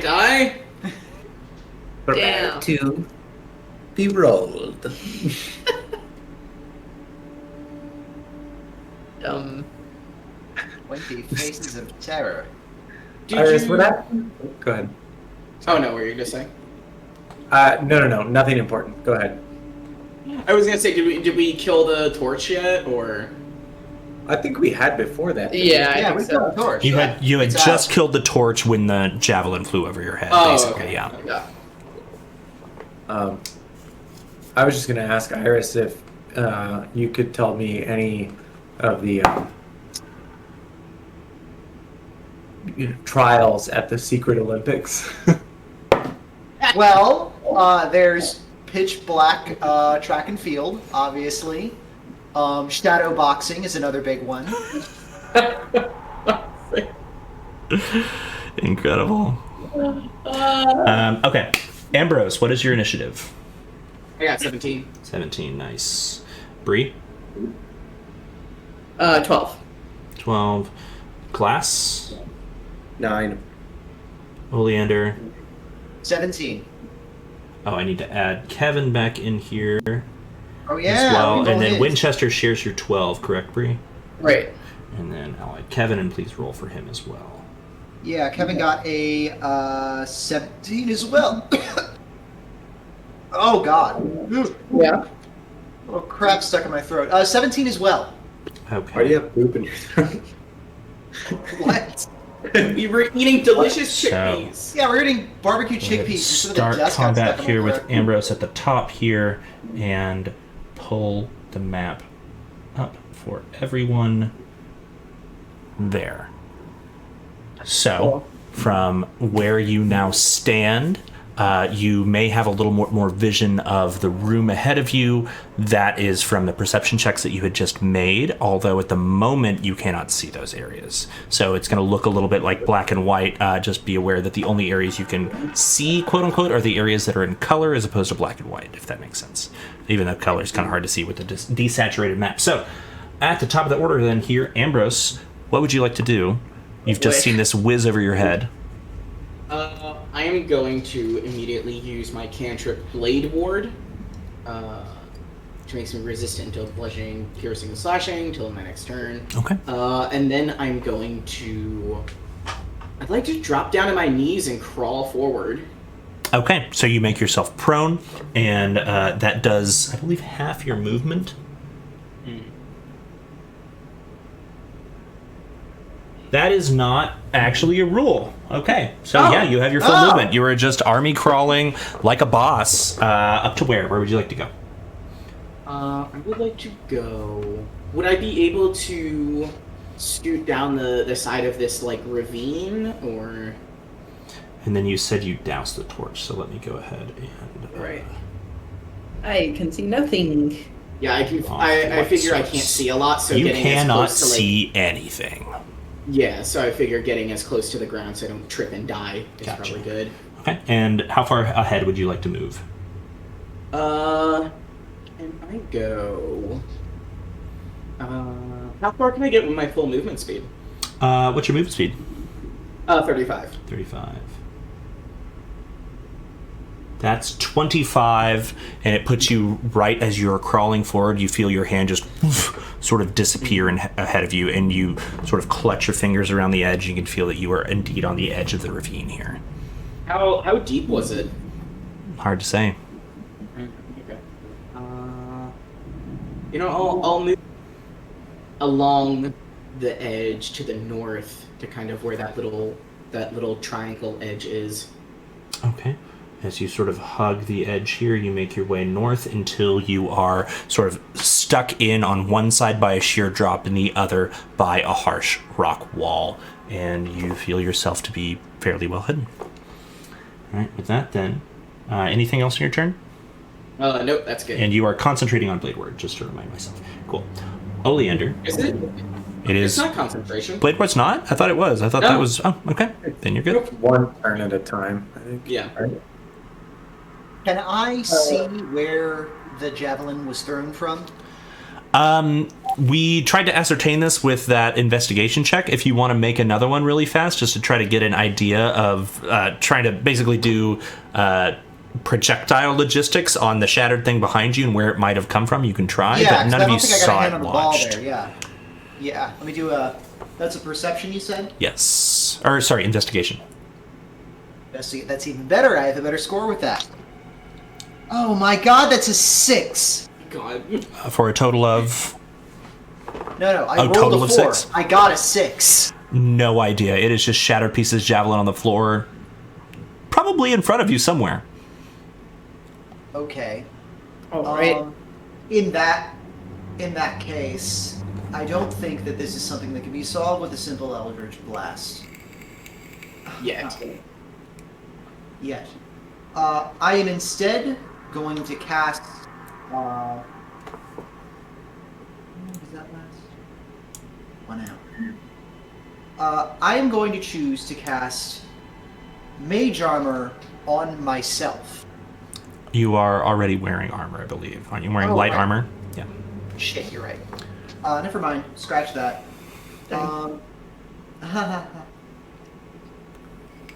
Right then. I'm actually going to. You are at the moment, however, standing next to two creatures that do not have it, and then Ambrose is just ahead of you, who also is not wearing armor. Oh yeah. Let me actually. I think Ambrose already has mage armor on him for another, I'd say probably 5 or 6 hours because you Ambrose had has cast mage it armor. before. Yeah. I know that Glass has that shape-shifting armor, so Yeah, that yeah. will work. Take it. And But Breeze Mage help- Armor Winchester? I could give Mage Armor to Winchester. He does take a lot of hits. Puppy armor. Let me give Winchester dog armor. Okay, Somebody so draw that! just to remind myself of I might. the way this is calculated, because it is hard for me to remember, Yeah.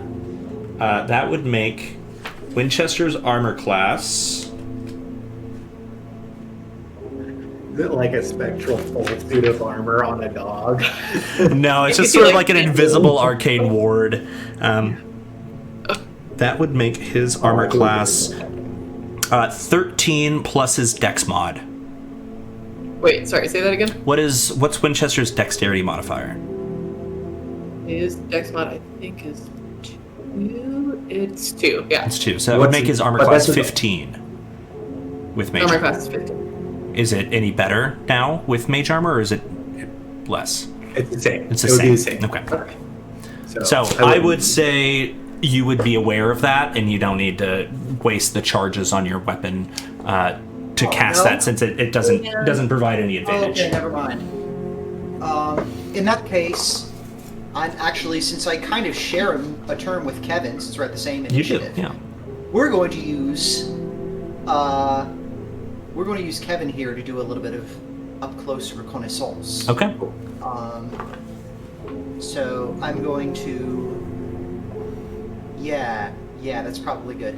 I'm going to transform Kevin into a spider to make him harder to hit, Okay. and I'm gonna have him go up to where Ambrose is on the edge of the cliff and try to look out to see if there's anything. That'd be 30 feet to right there, and as he looks out, he can indeed see.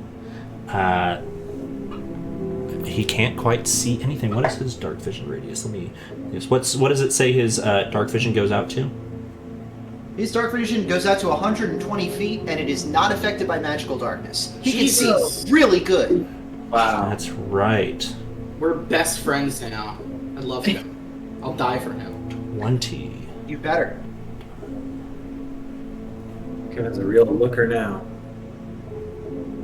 I actually have to flip it over to his turn for you to be able to see that, but now you have a very clear, very bright, spider-eyed Kevin view of the cavern ahead of you, and you can see on the opposite side of this chasm is two heavily armored bugbears, one of them much more heavily armored than the other, who are now currently in the process of picking up another javelin and readying it to throw at the two of you. And Kevin can see from his position at the moment, although this can't really be communicated with you unless you use your action to look through his eyes, Kevin is able to see that you used your action to transform him into a spider. Oh, shit. Or, sorry, actually that would be his action because it's a polymorph, not anything else. So that's his action, then he So moved, his and then action you is can... that, my action is looking through his eyes. Awesome, that works great. So yeah, he makes his way up and he can see sort of the backlit, almost cat-like reflection in the eyes of these two creatures that stand on the other side, the bugbears, who, by that account, do have dark vision. Two of them. You see two of them at the moment. to the left of it. Additionally, you can see a long hallway that leads off to the due west, and you can see where the stream now cascades over the edge of this chasm into the middle of it, and flows to the north into what looks like jagged rocks down at the bottom. It's about 10 feet down in the middle and 15 to 20 feet wide at points, and then off to the very far southwestern region you can see another set of stairs that leads up. So you have, from your current point of view, 3 different openings into this cavern. Much of it does appear to have sort of collapsed in the earthquakes. The ground here all looks like it is masoned tile with sort of lines running across it, including the area that the water is running through. It looks like that area almost split and dropped during an earthquake and has been broken and sheared off. So this is not like a natural canyon carved by the water. This is just the remnants of a divide in the earth. Okay. Damn. Cool. There's two of them. There are They're two. a little bit to our left on the other side of the chasm. Bugbears, and they are definitely getting ready to poke us with another javelin. So heads up and aim your shots over there if you can. Bonus action or movement for you, Oleander, before we conclude your shared turn. I am staying back here. Okay, sounds good. With that then, Winchester and Bree, you have your shared turn here in pitch blackness. You cannot see a thing. Oh boy. Okay, Winchester? Winchester can, yeah. Does Winchester have dark vision? Yeah, As 60 a- feet. He does as in wolf form. Yeah. Okay. Add that in really fast just so that it is shown. Dark vision is enabled for 60 feet. Saved. Cool. So, God. Because Winchester can see good and I can't, I will say, Winchester, take the wheel. I'm going to jump up on his back, Okay. and Winchester will jump down at first, jump down into the ravine, basically. Okay. And I'm just going to move Winchester and not you for the moment. That puts him 20 feet to right there as he jumps down. It is about a 10-foot drop. Make a acrobatics or athletics check for him as he jumps down. If he doesn't have the skill, it's a strength or dexterity check, your choice. Okay. Ooh. 7. 7. He collides with the ground with you on top of him. I need you to make a dexterity saving throw to hold on and not be thrown off. He takes 2 points of bludgeoning damage from the fall. That's pretty good. 15 on that 15. dex You're save. fine. That is exactly what you needed. You are not thrown from the ground. You just sort of feel Winchester's legs buckle beneath him, and you hear him cry out as he hits the ground hard. But unfortunately, you are unharmed, and you sort of add a little bit to the impact being right on his back there. So that puts him now there, having moved 25 feet with you on his back. He's got however much movement he has left, and you can do what you like. And from here, Winchester can clearly see the two large bugbears on the opposite bank. Right. I'm gonna guess, is it 10 feet on the other side too? It is equal heights on either side, yeah. Okay. He probably couldn't make that jump, huh? No. Certainly try. With a halfling on the dog. Yeah, with a halfling on his back. Shoot. I would say normally he probably could at least scramble up that. With you on his back, definitely not. Okay. I would say you could still make a check for it, but it'd be a high DC with disadvantage. I don't know what else I'm gonna do. So let's see. So it's pitch dark, so I, Bree, cannot see anything. What is Winchester's strength modifier? I believe it's 2. It's 2. 2. Okay. So he can clear a total of 5 feet up in the air, which would put basically his paws where he jumps 5 feet up the wall, and then he would have to scurry the rest of the 5 by himself. With you, that's drastically reduced. Right. Okay. But I will say, because this is a shared turn, you can intersperse your movement and everything as you wish. If you want to dismount, etc. Right. I got jumpy boots. I'm gonna. Oh, did you attune to those? Okay, cool. Yeah. Yeah, in that hour. I'll just have Winchester just run up to the edge there, and then I will. Oh, do I want to do that? Shit, really putting myself making myself a target there. Are you talking like using, like Dynamut? Are you gonna springboard off of Yeah. Winchester's back? That's pretty damn cool. Yeah. Cool way to serve Die. yourself up. Yeah. Now that yeah. we're getting into some action here, let me Yeah. Okay, maybe I won't do that. I think it's cool, but Yeah, it is cool. up to you how reserved you would like to be. Get fucking swamped.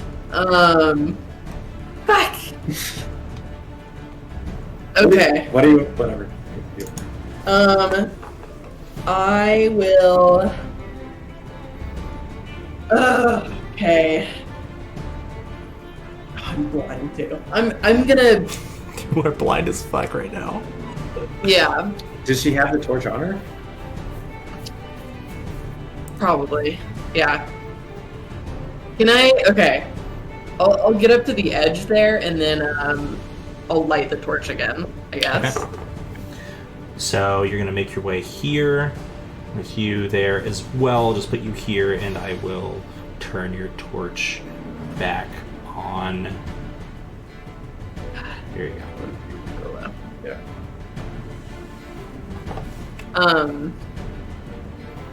And that's your And that's action my to action, light your torch. right? Yeah. Okay. That is fine. Is that cover being up against the wall there, the ledge? From the angle of in their position where they are right now, if they were to throw from there, yeah, I'd give you half cover, maybe 3/4 cover. Although they could walk up to the edge and hit you quite easily. Yeah. Then it would be fish in a barrel. Okay. Yep. Oh no, I still have my movement, huh? Should I? You no. do. I don't remember what the rules for mounted combat are, but I don't think that you get to just like ride your horse for the full like horse and then jump off the horse and do your full Dynamite movement. off Yeah, into you the can't ghost distance. ride the whip, unfortunately. Okay. Or okay, I guess let in the that- whip ghost ride you in that situation. but Yeah, I don't know what the dynamic is there. All right, I guess. Okay. I guess that's it for me. Winchester will dodge. Okay, sounds good. That is your action in his. It is now the first of the two bugbears' turn. The one that is more largely heavily armored will make its way over to the edge from where you are just above you, and it is going to take one of the javelins that it has with both hands, coming from this angle, and seeing the light of your torch leap off from the top, spin the javelin around in its hands, and come down for a strike on top of you. As he jumps into the chasm and just comes down with a huge roar, echoing through the rest of the cavern. That is going to be a 18 to hit. Oh, that just hits. My God. Oh. Boy. And that is going to be 11 points of piercing damage as the tip of the javelin comes right down through, not quite the bone, but the outside of the muscle of your leg between the femur and the outside of the thigh. It just almost pins you in place, and then he sort of pulls it up, blood sprays everywhere, and you see his Winchester's there in his defensive position and just growls deeply at the creature, who just like sort of twirls the javelin, throws it to the side, it clatters onto the ground, falls into the river, and begins to be washed northward. And taking from his back, he pulls the customary large spiked morning star and just sort of takes a defensive stance and stares you down. And then says, some language you do not understand. I say, yeah, fuck you too, man. And so he is now, I'll say he's here to the north side of you. Glass, you're up. What would you like to do? Okay. So I heard the relay of these two figures from... I would say with your dark vision and the fact that Bree now has a torch right there, you can see the whole situation pretty clearly. You're sort of just seeing from like the waist up on everything, maybe like the neck up on Bree because of the edge of the chasm that you're looking over. Mm-hmm. Okay. Sorry, counting something.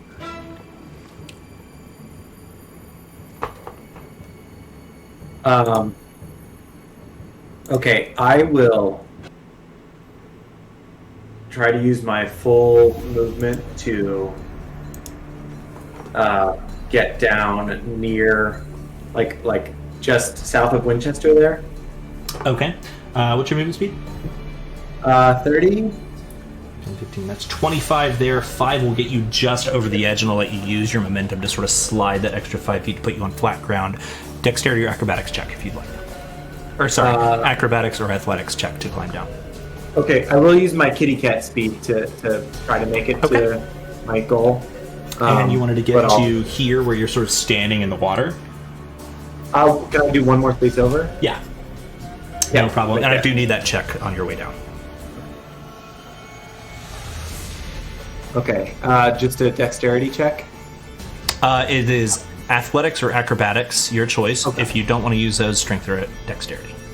Okay, it's a 21. 21, you're fine. Okay. You sort of just jump off the edge and just sort of keep your momentum moving in the air, and you splash down into the water and land in a 3-point stance and scurry the rest of the way on the opposite side of Winchester. Now, you know there's one up above you. You can't see it because of the wall, and you can see this large one threatening Bree just ahead of you. Okay. And the one up over the wall, though, did I get a sense of kind of rank between the two of them? Make an insight check. Okay. 18. 18. The one that jumped down, much more heavily clad in armor, older, more grizzled, more covered in scars, definitely higher in rank. Okay. I am going to... And I will ask, since that, whatever it yelled before, was audible to everyone, does anyone speak Goblin? Okay. No. I believe for detect thoughts, I don't need to speak their language. Correct. I essentially it is not conveyed in language. It is conveyed in ideas and thoughts. As far as I'm aware. Let me look it up. But go ahead. Tell me what you like to do. I'll check that. I'm going to cast Detect Thoughts and try to get a read on this bugbear, Okay. and I'm going to just, as I cast it, I'm just gonna say, "Hey, where's your leader?" I'll say it in Undercommon. Okay. And you're saying that to the sort of more chieftain-looking one, or the one that's up on the ledge that you can't see? The more chieftain-looking one. Okay. Let me check languages here really fast. And then let me check the thing.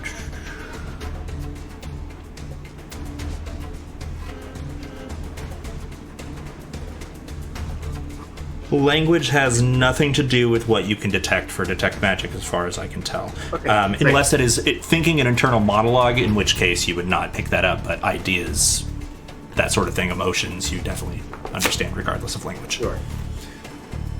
Okay.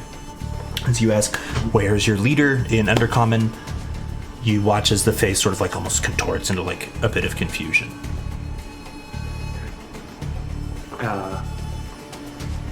And with detect thoughts, what do I detect? And It you doesn't were need to casting roll. that at which one? Just remind me, sorry. At the bugbear right in front of me. Okay. Let me put you on concentration for that really fast. Here we go. Just in front of you. Surface level thoughts, is that what it is? I just lost the page, sorry. Detect thoughts is a funky spell. I gotta make sure I figure things You out. initially learn the surface thoughts of the creature, what is most on its mind at that moment. I can change it, but also questions verbally directed at the targeted creature naturally shape the course of its thoughts. So that was the kind of idea of like Okay. putting that question in its mind to try and see if they get a surface thought reaction. Okay. The first things that you get flashes of this temple lined with pillars. And inside of it, a dark hooded figure. And then that vision shifts suddenly to that figure barking orders at it as it turns, makes its way into this chamber. And then you sort of fast forward and flash into the present. You're getting very sort of disparate, jarring like memories and thoughts at the same time. At this point, all you're getting is, what are they saying? Okay. Seems Undercommon is not a language that this creature speaks. Okay. In addition to, I'll fucking kill you, I am consumed with rage, etc., mostly being the predominant thoughts. But in regards to your question specifically, those are the few minor things you can pick up. Okay.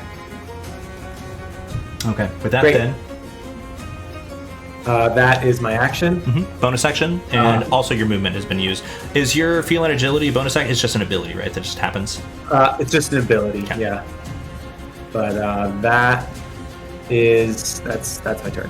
Okay, no bonus actions for you? No, I don't think so. Okay, cool. It is this other one's turn who is now going to make its way over to the edge here and seeing.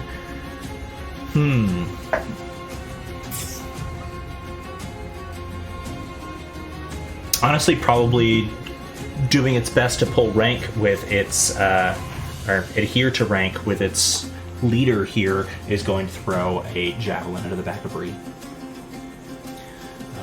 That is a natural 20.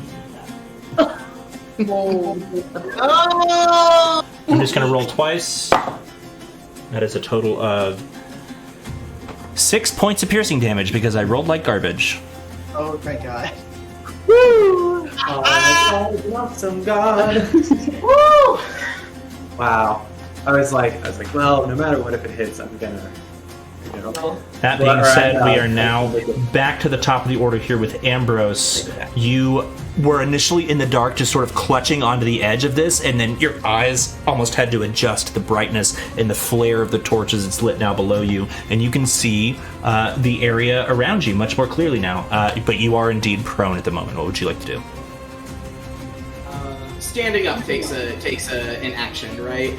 No, it just takes half of your movement speed. Oh, okay. So, okay, and it's fine if this is something that you don't want to get into, but what I noticed that there isn't like an option for like tackling. What would the mechanics of that be? If you wanted to try to grapple someone to restrain their Is that movement what or that whatever, is? you could do that. That is an action you can make. It's just a contest. Basically, it's either strength versus strength if you're trying to do a force contest, or for you, it's always strength. For them, it can be strength or dexterity, which means it could be athletics or okay. acrobatics to either try to get away or fight back. Okay. Never mind on that one then. Yeah. Which is Use your exactly what I do to you when I do monsters, and I say if you want to try to avoid this, you can use strength or dexterity to do so. Okay. I would like to use my movement to join everyone in this clench trench here. Slip and slide. Whee! Would I be able to use my mirthful leap to avoid having to climb down? I would say, yeah, you could jump down. If you're doing that, I'll make it an acrobatics check, and I'll give you advantage. Okay, cool. Wow. A practical use for the mirthful leaf. There you go. Your leap be full. Oh. Goats is good at jumping, especially on rocks and stuff. 21. 21, yeah. You push yourself up from the prone position. That's half of your movement. You use another 10 feet to jump down, landing on the ground. Both of your hooves finding solid ground and keeping your balance well. Alright, so that's a total of 20, So far, you 25? have what's your total movement? 35. 35. Yeah. Okay, so you used 15 plus 10, so you used 25 so far. You have 10 more. Okay. I want to move directly south 10 feet. as far as I can. Cool. Get you to there. And then You're now sort of standing on one side of this small sort of rivulet of water with all of your allies on the other side. I would like to fire a first level magic missile at this other bugbear. Okay. With the goal of knocking him down here. Okay. Like damage, obviously, but. Okay. If you were going to do that, I will say, because it's a cool idea, but it's not really included in the spell. It's just damage. You can choose a number of the 3 darts that you would like to try to impact this person and knock them off of the edge. The total amount of damage you choose from those darts specifically will be the DC for the strength saving throw that they have to make to not be knocked off. Does that make sense? So if you do 3 darts, the DC goes higher, but there's no damage, it's just knocked down. Yeah. Except for whatever fall damage it may take from the ground. You can sort of hedge your try bets in knocking either it down. direction. Let me just go for damage. Okay. Damage is easier. Yeah. Just all 3 right at this guy. Okay, and then roll 3 times or once, your choice. I'll just do it once. Okay. Uh, And then I got after a this, we 4. have Oleander. Nice. So 15 damage, right? Yeah. Nice. Hella good hit. As all 3 darts just sort of all slam into the side of this, you hear the bug just roll backwards and almost stumble backwards off balance as he was already sort of bent over trying to pick up another javelin to throw.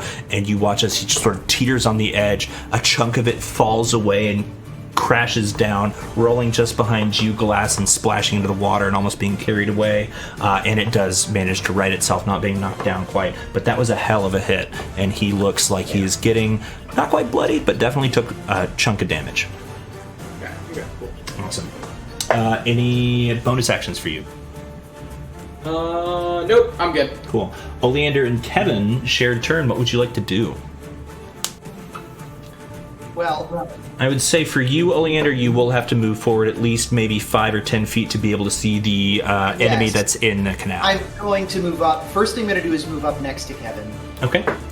And he's going to crawl up on my pant leg or whatever. He's with me now. Okay. And I'm happy to report that because both of these bugbears are bipedal sentient organisms that can communicate with each other, that means they technically count as humanoids, and I can bust out Crown of Madness on them. There you go. Fuck it up. Fucking God. Yes. So, it would be more tactically advantageous of me to take control of the younger bugbear still standing on the cliff face, because it'll be easier for that one to rain death down upon the older one, and for the older one to try to clamber back up the cliff. I cast Crown of Oh, that's Death. that guy's. I will say read your spell very carefully before you cast this, about the types of attacks that can be made. And Melee attack. the beginning. None are within its reach. Before moving. So, Shit. Before moving. Yeah, so it's like only if they're right next to a creature. Bummer. This is why I was saying you should knock him down. Okay, well, maybe Crown of Madness is gonna have to wait then. it's a really good spell, Why do I but it always- is specific as heck. Why do I pick the most useless spells? I swear to God. Sometimes when you look at a spell and it has a lot of words, that oftentimes means this one's a lot. I gotta really read it.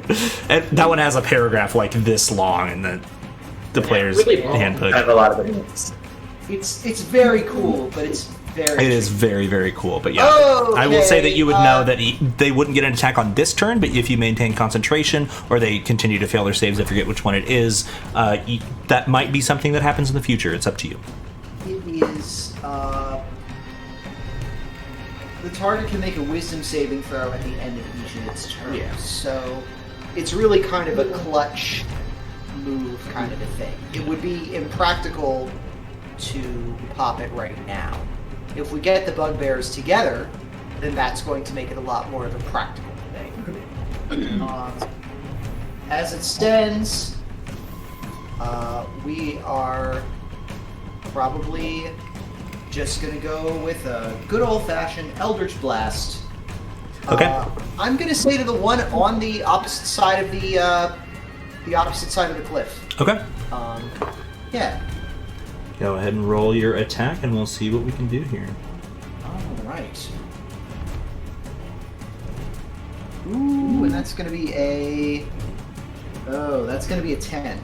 A 10 unfortunately does not hit as you go to do this. The free hand that had just reached down as it toppled back has now sort of slammed the bottom point of a shield into the dirt and ducks behind it, the Eldritch Blast veering off of it and dissipating into nothingness around it.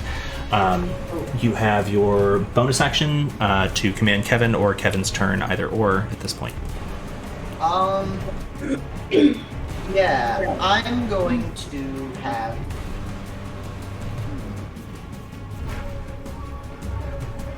Yeah, I'm gonna have Kevin. What? Would there be a more advantageous form of Kevin to be in? Yeah, Kevin just stays with me. He's Okay. good right now. Cool. Yeah. And so that's your shared turn then? Yep. Cool. Winchester and Bree, you now have your shared turn. What would you like to do? After that, we have the sort of chieftain, followed by Glass. Okay, well, I'm fighting this guy now, so Sure are. I'll send Winchester up to directly to the right of him, just to He be in melee splashes with him. through the stream. You can see it's maybe only 6 to 12 inches deep at any given spot. Cool. And then Winchester will dodge. No, Winchester will not dodge. I'm going to bonus action Hunter's Mark on this guy. Okay, cool. So you are concentrating on that. And he is Hunter's marked. And then I will take a swing at him. Cord cutter. All right, go ahead and take a swing then. You're not quite in flanking, but... Oh wait, no, we said flanking wasn't a thing. With cord cutter, and roll a 21 to hit. With your little side eye, I'm like, did you roll a 21? Yeah, absolutely. I think that 21 hits. Go ahead and roll some damage. With your Yeah, Hunter's you're my Mark weapon. damage. Right, with Hunter's Mark damage. What do I even D6. roll? I don't remember. One more. Ah! Oh 2 1. 7. 7 points of damage. Hey, 7 points damage is still good. That sucks. You sort of carve into the front of him, just being able to go below the large shield and morning star that he carries. Does he have a shield? No, he doesn't. He's just wearing he's wearing a like chainmail and carrying a shield in the opposite hand. You're able to sweep underneath that, catching him in one of the legs, and he sort of like growls at you. And this time in common just says, "They're going to have to do better than that." And now Okay. it is that's your bonus action, your action. Winchester's dodging. That's the end of your turn, unless you would like to move. Nope, that's it. Okay, cool. With that, then, it is his turn. He is going to take another swing at you with the Morning Star, having eyed you down as a foe here. So, swing first with a 17 to hit. Oh, misses. Misses. The first one clangs off of your large spiked shield, and he just growls in frustration and goes in for a second swing, this one being a 20 to hit. I will say, "You forgot your Bofa!" And He looks at you as, Bofa? both of these nuts! And I will roll a 4 and subtract that from his roll. Making it a 16, which I believe does not hit you. As he's distracted for a moment and goes to swing, briefly looking over, you see another opportunity and angle your shield just so to bounce the heavily spiked Morning Star off of your own spiked shield. Sparks scatter everywhere, some of them hissing into the stream behind you. Buffety's nuts always works. With that, awesome. That is the end of his turn. He's going to remain where he is. Glass, you are now up, standing here at the bottom. You can see sort of the very top of the bugbear up above you, high on the ledge, and the action happening behind you. What would you like to do? Okay.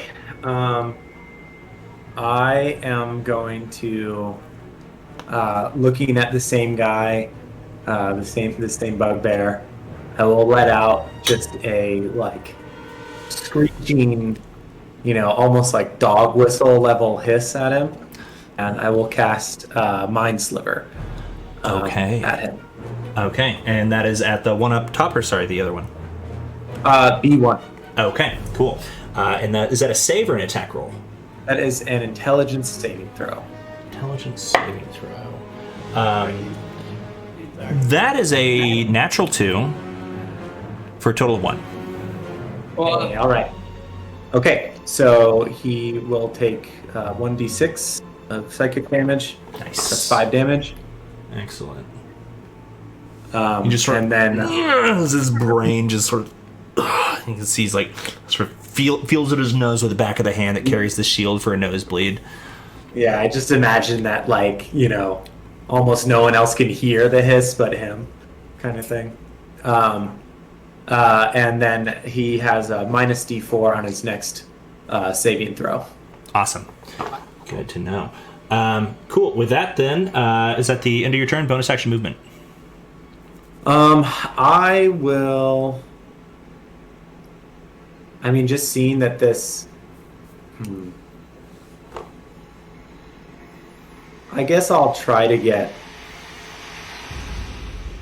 I think I'm fine where I am. Yeah, Okay. that's the end of my turn. Cool. With Oh, that- and actually, since I don't move, I get my feline agility. You do, yes. That's correct. Cool. Bugbear up on the precipice above you just sort of hisses in frustration and will, similarly, trying to impress his leader and following in footsteps, dive down upon you, throwing the javelin to the side and pulling out a Morning Star on top of your head here, Glass. That is going to be a 12 to hit. It does note. You watch this happening, and the 10 feet he takes to get to the ground, you nimbly just sort of sidestep. No problem at all. He slams down hard into the dirt. Water and mud splashes up. Bits of broken tile from this sort of uneven bit of terrain. No hit. And now he is here, and that is the end of his turn. Ambrose, you are now up, followed by Oleander and Kevin. I would like to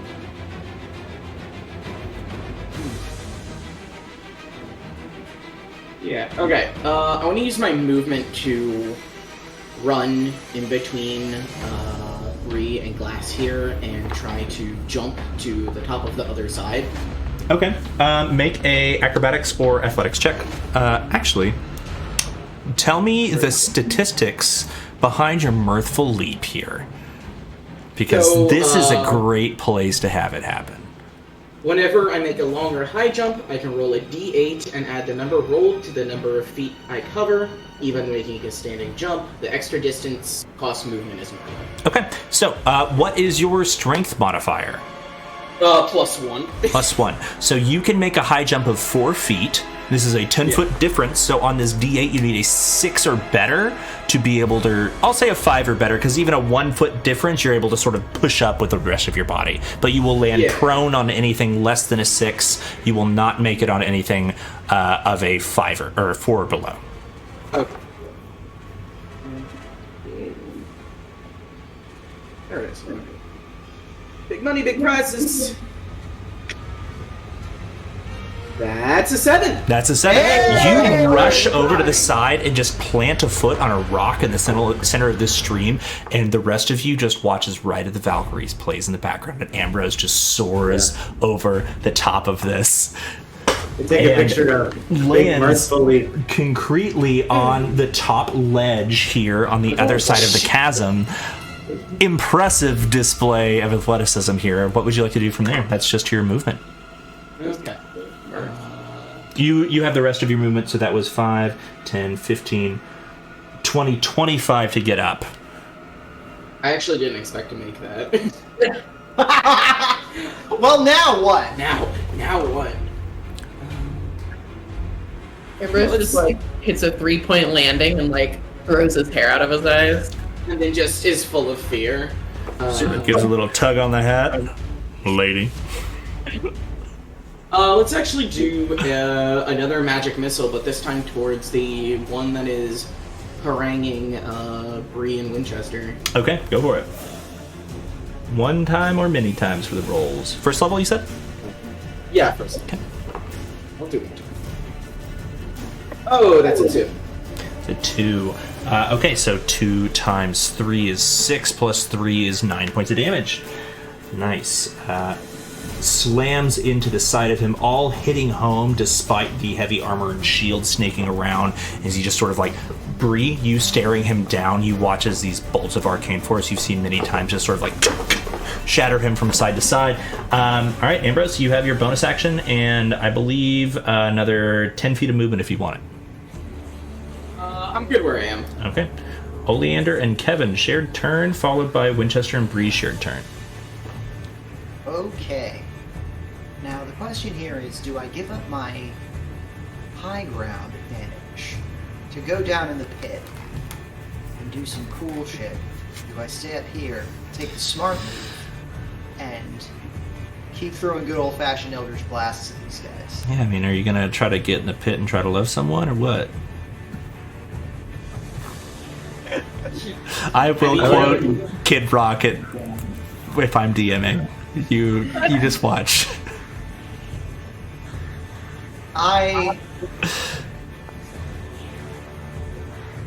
Let's see. What were you about to say, Nero? Oh, I was going to say there is a history with pits. And it is fun to be on top. That is true. Should do you well with ever fail to be reminded? I don't do good with pits. Pits are not my friend. You got a cool hand blast. That is true. Yeah, I'm going to... I think I'm going to aim at our good friend, B1, the elder bugbear, and I'm going to let loose an Eldritch Blast at him with the intent of also knocking him into the wall that he is next to for extra bludgeoning damage. Alright, I will make a strength saving throw against your spell save DC to see if he takes damage from that. Perfect. Ooh, baby!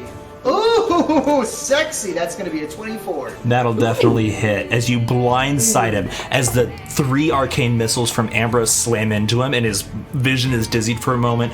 Bree, right in front of him, you just watch as he's caught from the side by an Eldritch Blast. What's your spell save DC? My spell save DC is 14.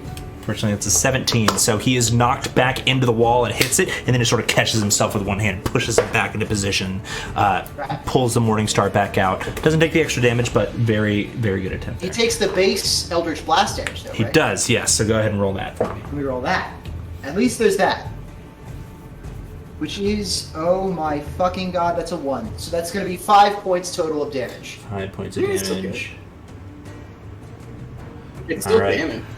Sort of looks at you, all of you for a moment, just sort of his eyes scatter around, even glancing up at you for a moment there, Oleander, and just says, "Is that all you've got?" No, we have more. Yeah, I got more. With I that, could do this all day! anything for Kevin, any movement, bonus action on your turn, Oleander, etc. I'm going to send Kevin out to bother the younger. Actually, because it takes a whole action for him to transform into something, can I transform him from a spider back into an imp first? Sure. Let's do that. Cool.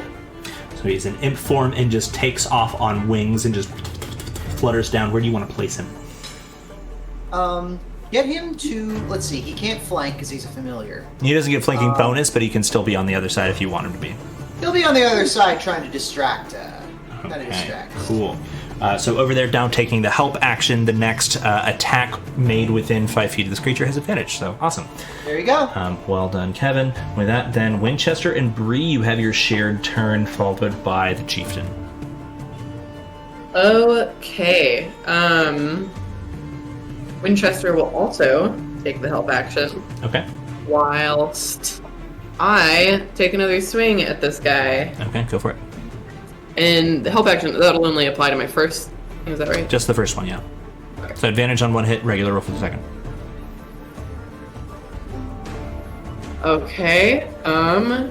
That is a 25 to hit. That'll definitely hit. Roll damage with Hunter's Mark. Have you taken damage since you cast Hunter's Mark at all? I don't Wait, think you have taken damage since then. Just make Oh, one taken, no. taken now. Okay. Oh, taken. No, I haven't. Okay. Yeah, because you took all the damage before you cast it. That's right. Right. Oh, yeah. 14 points of damage. 15 points of damage, not bad. He managed to cleave a big gash on sort of one of the sides of his arms. As he's sort of gesturing up at Oleander and the rest, you find an opening and manage to just leave a long, just shoulder to elbow line from the tip of Cord Cutter. You said 14 points of damage? Yes. He is bloodied. Alright. And then you have your bonus action, your movement still. I will then swing at him with Bulwark of the Tyrant. All right, as you go to shield bash into him with your spiked shield, It's a 20 to hit. 20 definitely hits. Roll some damage. And then will Hunter's Mark count on this? It will. So it's 2d4 and a d6. Ooh. Alright. That's 6 and then 6. Triangle. Damelo. It's Oh, it's I weird. see. Yeah. That's a weird one. Okay. 7. Okay. What? One more time. Oh, 2d4. 2d4.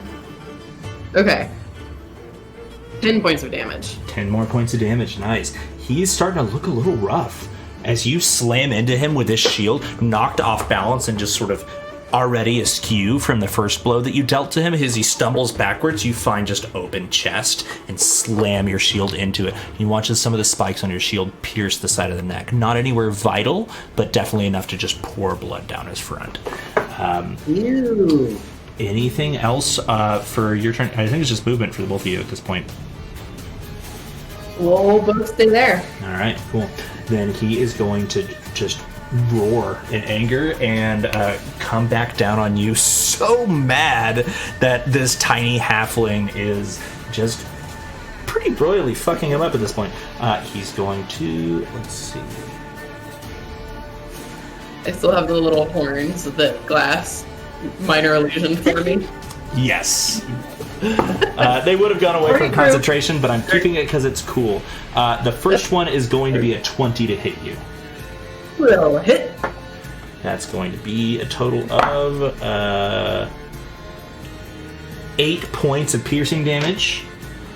And then he's going to come back around as he strikes down and slams into you with this.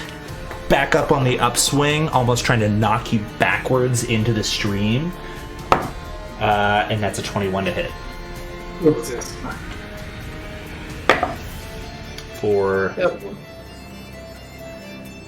12 more points of piercing damage. 12. Oh, jeez. You're still up. I need I'm 2 still up. concentration checks for you, please. Oh, great, yeah. And they're constitution saving throws, so.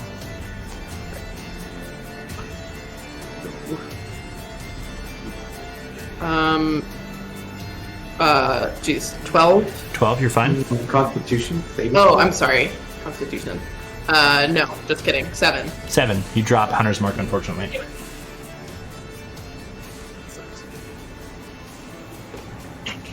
Hunter's Mark is hard for a tank. It's really, Yeah, really truly. cool, and also probably saved your ass with some of that damage, but unfortunately Yeah. it is dropped now at this point.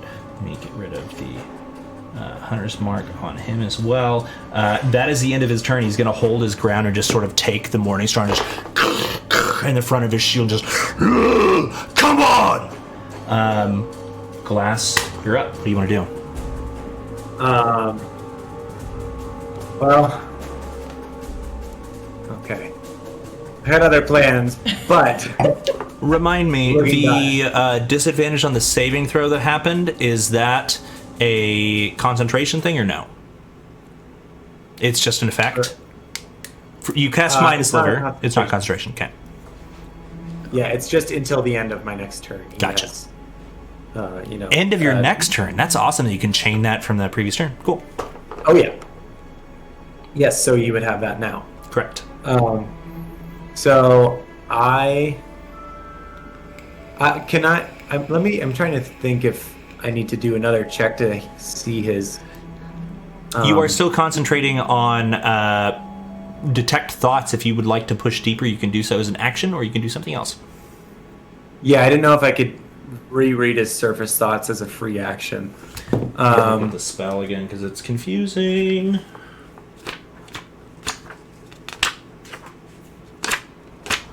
On each turn until the spell ends, you can focus your mind.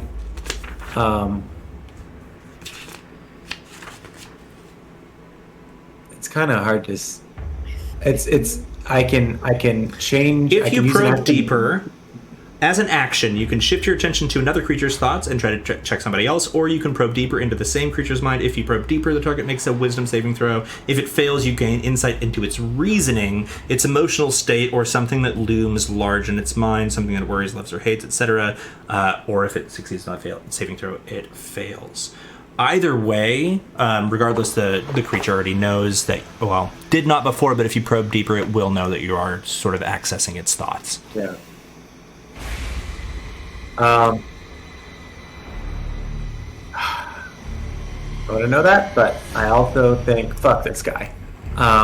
So I'm going to just cast a first level Dissonant Whispers on him, Okay.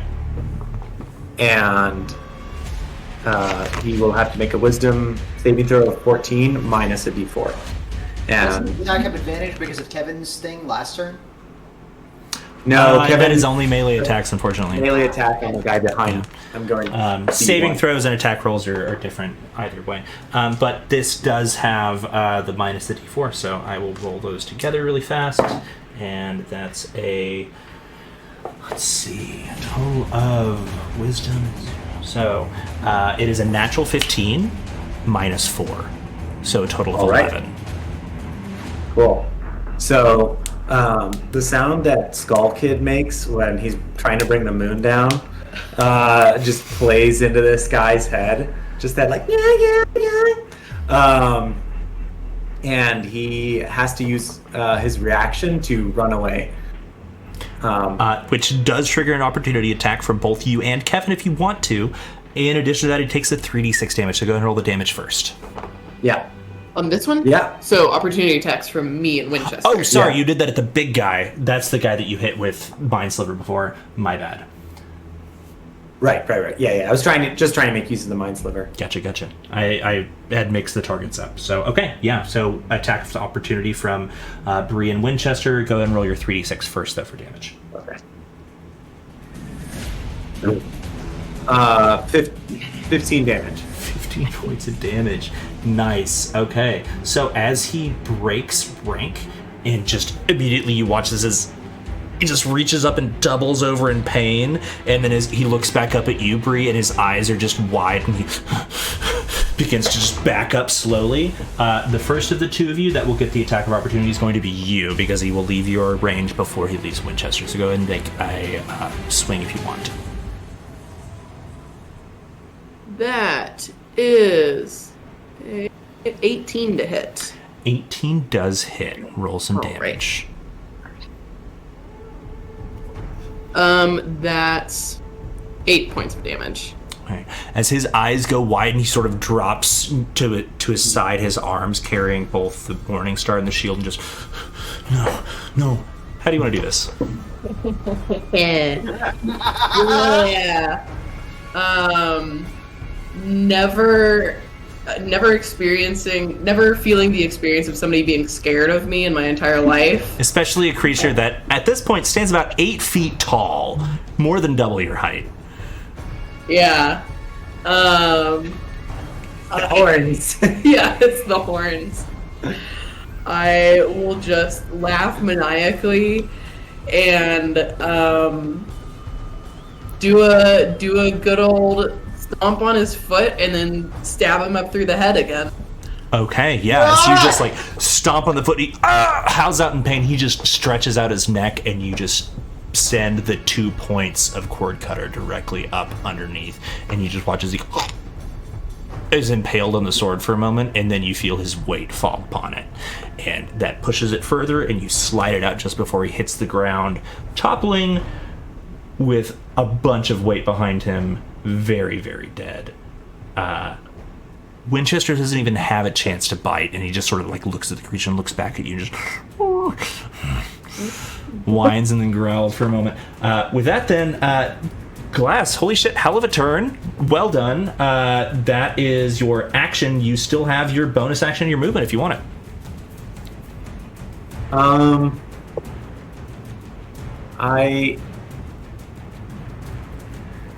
I guess it's, yeah, so it would be an action to change Detect Thoughts over. That is an action, But yeah. it doesn't drop when the guy dies. I still Correct. have it for a minute, so. It's like Hunter's Mark kind of a thing, yeah. Yeah. This guy doesn't have disadvantage on his attacks from the help action, does he? He does not have disadvantage, just he's distracted so that when you attack him, you have advantage. Okay. I will just say, anyone want to help me interrogate this guy? And that's my turn. Okay, cool. With that then, it is now his turn. He's going to watch as his chieftain falls. And I'm going to have one of you roll this for me. Bree, because the effects of this sort of magic that you had just done, Glass, even though I think the lion's share of the work was with you, since he had 1 hit point left when you struck at him, Bree, you are definitely viewed as the aggressor. I'm going to have you roll the d20 for me here. This is going to be a DC 15 wisdom saving throw to see if he is able to basically shake off the fact that he is now alone in a trench with a bunch of enemies, and if he's going to defect on his ex-captain or not. So you get to roll this d20, and if you roll a 15 or better, he's going to keep fighting. Otherwise, Roll that, baby. Fuck! Ah, man, 17. 17, yeah. So as he just like looks over this and says, Roll a d12. Never get a 17. that's true. You can't do much better than that. All right. He is going to then come down on you with a Morning Star. Glass, that being a lot to hit. That's a 22 to hit you for a total of 8 points of piercing damage as he slams into the side of you with this. I need you to also make a concentration check for detect thoughts. Okay.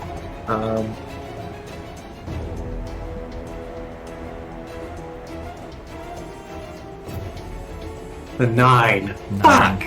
Unfortunately, you are not able to hang onto the spell. Your vision goes blurry for a second, just long enough, and as it refocuses on this bugbear looming over you, coming up for a second attack, you realize the magic is gone. Before he's able to strike, though, Ambrose, Oleander, Kevin, Winchester, and Bree, I will say all of you being in line in initiative here, you all have a shared turn at this point. Who wants to do what here? You have this one last bugbear, not quite bloodied yet, but hurt. Can I make a suggestion to the group? Yes. Can I have Kevin bite him with this poison? Oh, he's right there. I'm fine with that. All right. Yeah. We cool with that? I think actually it would be a sting with his scorpion tail because he is an imp form. Okay, Would Kevin get flanking from me? he would. Ooh. So Kevin has advantage on this roll. Hi, this is a great time for Firefox on my laptop to crash. One sec. Oh dear. I need this to get to my character sheet, so. Having some technical issues tonight. We are. The Pretty internet's cool. not friendly with us. Come on, internet, I just want to click. Wow, yeah. My If you just want to go ahead and roll your 2d20s with advantage, I have the stat block pulled up for you. I'll let you thank know. you. The 2d20s with advantage. Yes, please. And what's the modifier on that for him? I'm pulling that up right now. Let's see. For baby. Sting, There we go. I think I got it. it is a +5 to hit. Okay, well the first one is going to be a 24, Yeah, that definitely and hits. the You're second good. one is going to be a 7 plus 5 is 12. So it's a 24. The 24 hits for sure, and then I'll make the con save against the poison for him as well. That is a failure. Ooh. Oh no. Ooh. Okay. Oh, Okay. Poison. So it is a d4 and 3d6 plus 3 damage. Yeah. Ooh. 1d4, 1d4 plus 3 piercing damage, and 3d6 poison damage. So Oh. first off, the piercing damage is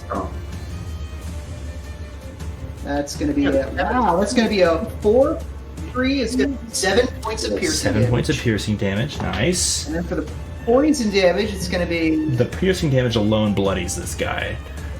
6 I will. plus Never mind. It's okay. 3 plus 1. That is 10 points of poison damage. How does Kevin want to do this? Wow! It was a great time for us to get raided. Yeah. Hell yeah! You'll get to see this little guy You murder. get to see my little man, my little intern, do me proud. Kevin flies up, latches onto this guy's back. Like, if any of you have ever played Left 4 Dead 2, if you imagine a jockey like that, and he just latches on, and with this like animalistic rage, he just plunges his little scorpion tail into the bugbear's back again and again while screaming and scrabbling at him. And as it not just pretty. plunges in over and over, you can see these black veins of this necrotic poison just sort of reaching through. While it's wearing armor, it's piecemeal straps and various plates in certain places, and all the exposed skin in the torchlight you can see just crawls across with these almost tree roots of veins blackening from the poison. And as his eyes just sort of glance at the group of you and go wide, after a moment they just fix into space. And he just almost catatonically falls over with a dramatic splash into the stream, face first, and the water continues to rush over his body, carrying this crimson tide behind him, no longer alive. Damn. Wow. Oh, Kevin! Got him. Wow. Take that, you fucking asshole. I'll turn to Winchester and be like, why don't you have poison? He sort of whines a little bit and just like pushes his head into your leg and sits down, sort of wraps his tail around himself, looking a little embarrassed. had to poison. With that, It's not too late for him to learn. Baby. the battle comes to a close. And you are all now standing on various planes within this room, different heights surrounding this chasm with two large dead bugbears before you. The constant booming of the waves in the cave just to the side of you. From here now, with all of your vision, you can see that this is a large chamber, and you have the 3 exits to the west, in addition to another tunnel off to the east, from which at this point I would say Glass and Kevin can both see a faint green glow. Uh-huh. Okay. Well, we got our bodies, boys. I was gonna say, can we go and take a peek? Maybe drag one over? I mean, if you're willing to drag 2 dead bugbears up a 10-foot cliff, be my guest. I I think mean- that those bugbears would go, perfectly in our bag of infinite space. Oh yeah. Where do you have that, though? Because Everybody. because the. But won't they, like, gunk up everything else in the bag, though? What? What if they gunk up everything else in the bag? It'll be It's fake. There's no There's gunk. there's no oxygen. Don't worry It's about like, it. Fine. I slide back down, and are we doing this? Are we cramming them in? I think we'll just cram them into the bags. I Okay. don't now. I grab a limb. Yeah. I Bree, can't would you like believe to you're help doing this, but okay. do we have to take them apart to make them fit in the bag? Probably. Why wouldn't we? Gruesome. God. Like, As, the rapier's not very good at hacking. I kind of just have to stab until it falls apart. as you debate on the best way to dismember these dead bodies and get them into the bag of holding, to take to a flaming green skull as a way to barter for fuel and information. That's where we're going to go ahead and end tonight's episode, as it is already Oh. about 10 minutes after our usual stopping time. Holy shit, y'all. Well done. Great fight. I will say from this point, just for next week, so that you know what's going on, the frame of sort of rectangle that you can see the glow coming from would have been here. And I don't know if you can see that very well. I'll put it here. Oh. There we go. Very dim, but it's the There. upper, yeah. You can see that the stream that has sort of made its way through here and cascaded down into the ravine has also carved a natural channel through the rock, sort of in this direction. I hate that disappears up this way. And then beyond that, you have your several other passages in other directions.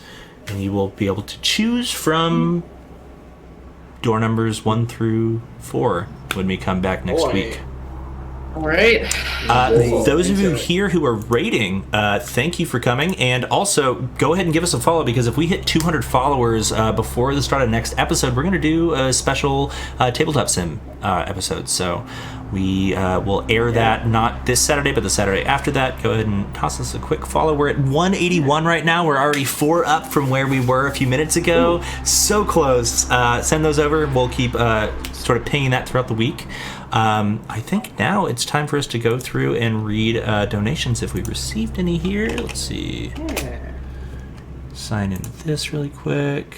Continue I don't think we mentioned it Twitch. since people arrived, but we are doing this stream for charity. We are. Yeah. I thought just threw a link in the chat, but it is for the Transgender Law Center. Please donate. Yeah. We're getting pretty close to our 5K goal. Did we get any donations tonight? I am pulling that up. So it took me a second to log into Twitch there. This campaign. Let's see. We think we did did. that, We received a donation from your skeletal friend for $10 that said, to any character, which means to all of us, and we're going to go around and answer it because that's fun. What does your ideal living space look like? I'm going to roll a d4 and go clockwise from what I can see on the stream here, because that's a fun way to do it. 1, 2, 3 would be you, Nero. What is Ambrose's ideal living space? Man. I mean, I'm gonna have to go with the stereotypical answer of like a big library with like a big lab with like a lot of materials and just a lot of quiet. I mean, at heart, he's a workaholic, so Just a space to get lost in. yeah. And to eventually turn into a flaming skull in. Oh, God. We know how this campaign ends for Ambrose. You're pretty much doomed to scold him eventually. All right, then we'll just continue clockwise then. Iris, what's Oleander's ideal living space? I think Oleander's ideal living space probably wouldn't be like it would probably be in the city, pretty predictably. I think that if like the proper answer would of course be the House of Rue, Witherhope Hall, the big fancy one. But if she got to like pick her like one that would suit her, probably like a much smaller place. Maybe like a real nice like loft with like a view of the ocean. And like it's like nice and roomy. Maybe she collects a little bit of art. And it's just like a really comfy, relaxing pad that she can go to after a long day of working, Of business. of business. Just a place to decompress. A Awesome. zen space. Yeah. She definitely has that liquor cabinet that's like inside a globe. Oh yeah. Oh, For liquor sure. cabinet inside of the globe, and then like a hi-fi system that like revolves and has like a little wet bar behind it. So good. Yeah. Amazing. Bree, Conversation or bit. Robin, what's Bree's ideal living space? Bree definitely would like to live like in a commune in the woods where everybody eats millet together. And nobody has very good boundaries. So commune. That's great. You gotta come to Ambrose's hometown then. Luxury forest communism, baby. Yeah. That's how it I be. love Bree's optimism. And then Glass, what would yours be? Kind of similar to Oleander. I would love I think Glass would love just a ground floor, little house in the big city, nearby like markets and theaters and taverns and things like that, just so that he could walk out and immediately see all these different kinds of people and know that was outside every night when he went to sleep. Probably. Places to socialize and pick up new stories, huh? Aw. Yeah, that's cool. Fantasy New York. There The you go. unsleeping city. So Trademark, good. trademark. So good. Trademark. Just started it. Awesome. Thank you so much, everybody who's come here. We are having our quadricentennial. Is that what 25 episodes is? What? It's Sure. silver anniversary. No, We're silver calling it that centenary. now. Who Yeah. knows? We're having our Bronze 25th episode anniversary. next week here at 7 o'clock Paper? on Wednesday night. We can't wait to see you as we advance further into Wave Echo Cave and see what other horrors await the party. I've finally found some sentient beings, so this may be a lead into a more occupied section of the cave here. Thank you all for watching. As always, please donate to Transgender Law Center. Links in the links in the chat, or it's at thehelpaction.com. Please give us a follow if you're watching. We are trying to get to that 200 mark, and we'll be pinging that throughout the week with some interesting stuff we could do for Tabletop Sim. Any other announcements from anybody before we call it? Yeah. It's only tangentially related, but it's magic related. Yeah. Nero and I are doing a Kickstarter right now. Yeah. Awesome. To, I sorry. won't link it because it does have NSFW material, and I don't think Twitch likes that. Fair. But if you go to Kickstarter.com and you search Golden Trick, you'll find our Kickstarter for our graphic novel by the same name. Yeah, Cool. It's a story about two gay con men pulling a series of magical heists. It's steamy and it's action-packed and it's really fun. Yeah, it's a full color. I think it's 220 pages. Yeah, it's Whoa. big. Check it Oh, out. shit. Get yourself a Full copy. color, 220 pages are not words you like expect to hear right after. No, that's awesome. I will check that out myself because this is the first time hearing of it too. Oh, Yeah. yeah. Yeah. Take a look. Awesome. All right, everybody. Thank you so much for watching. We had a great time tonight, and we'll see you Have a next good week. night. Bye, everybody.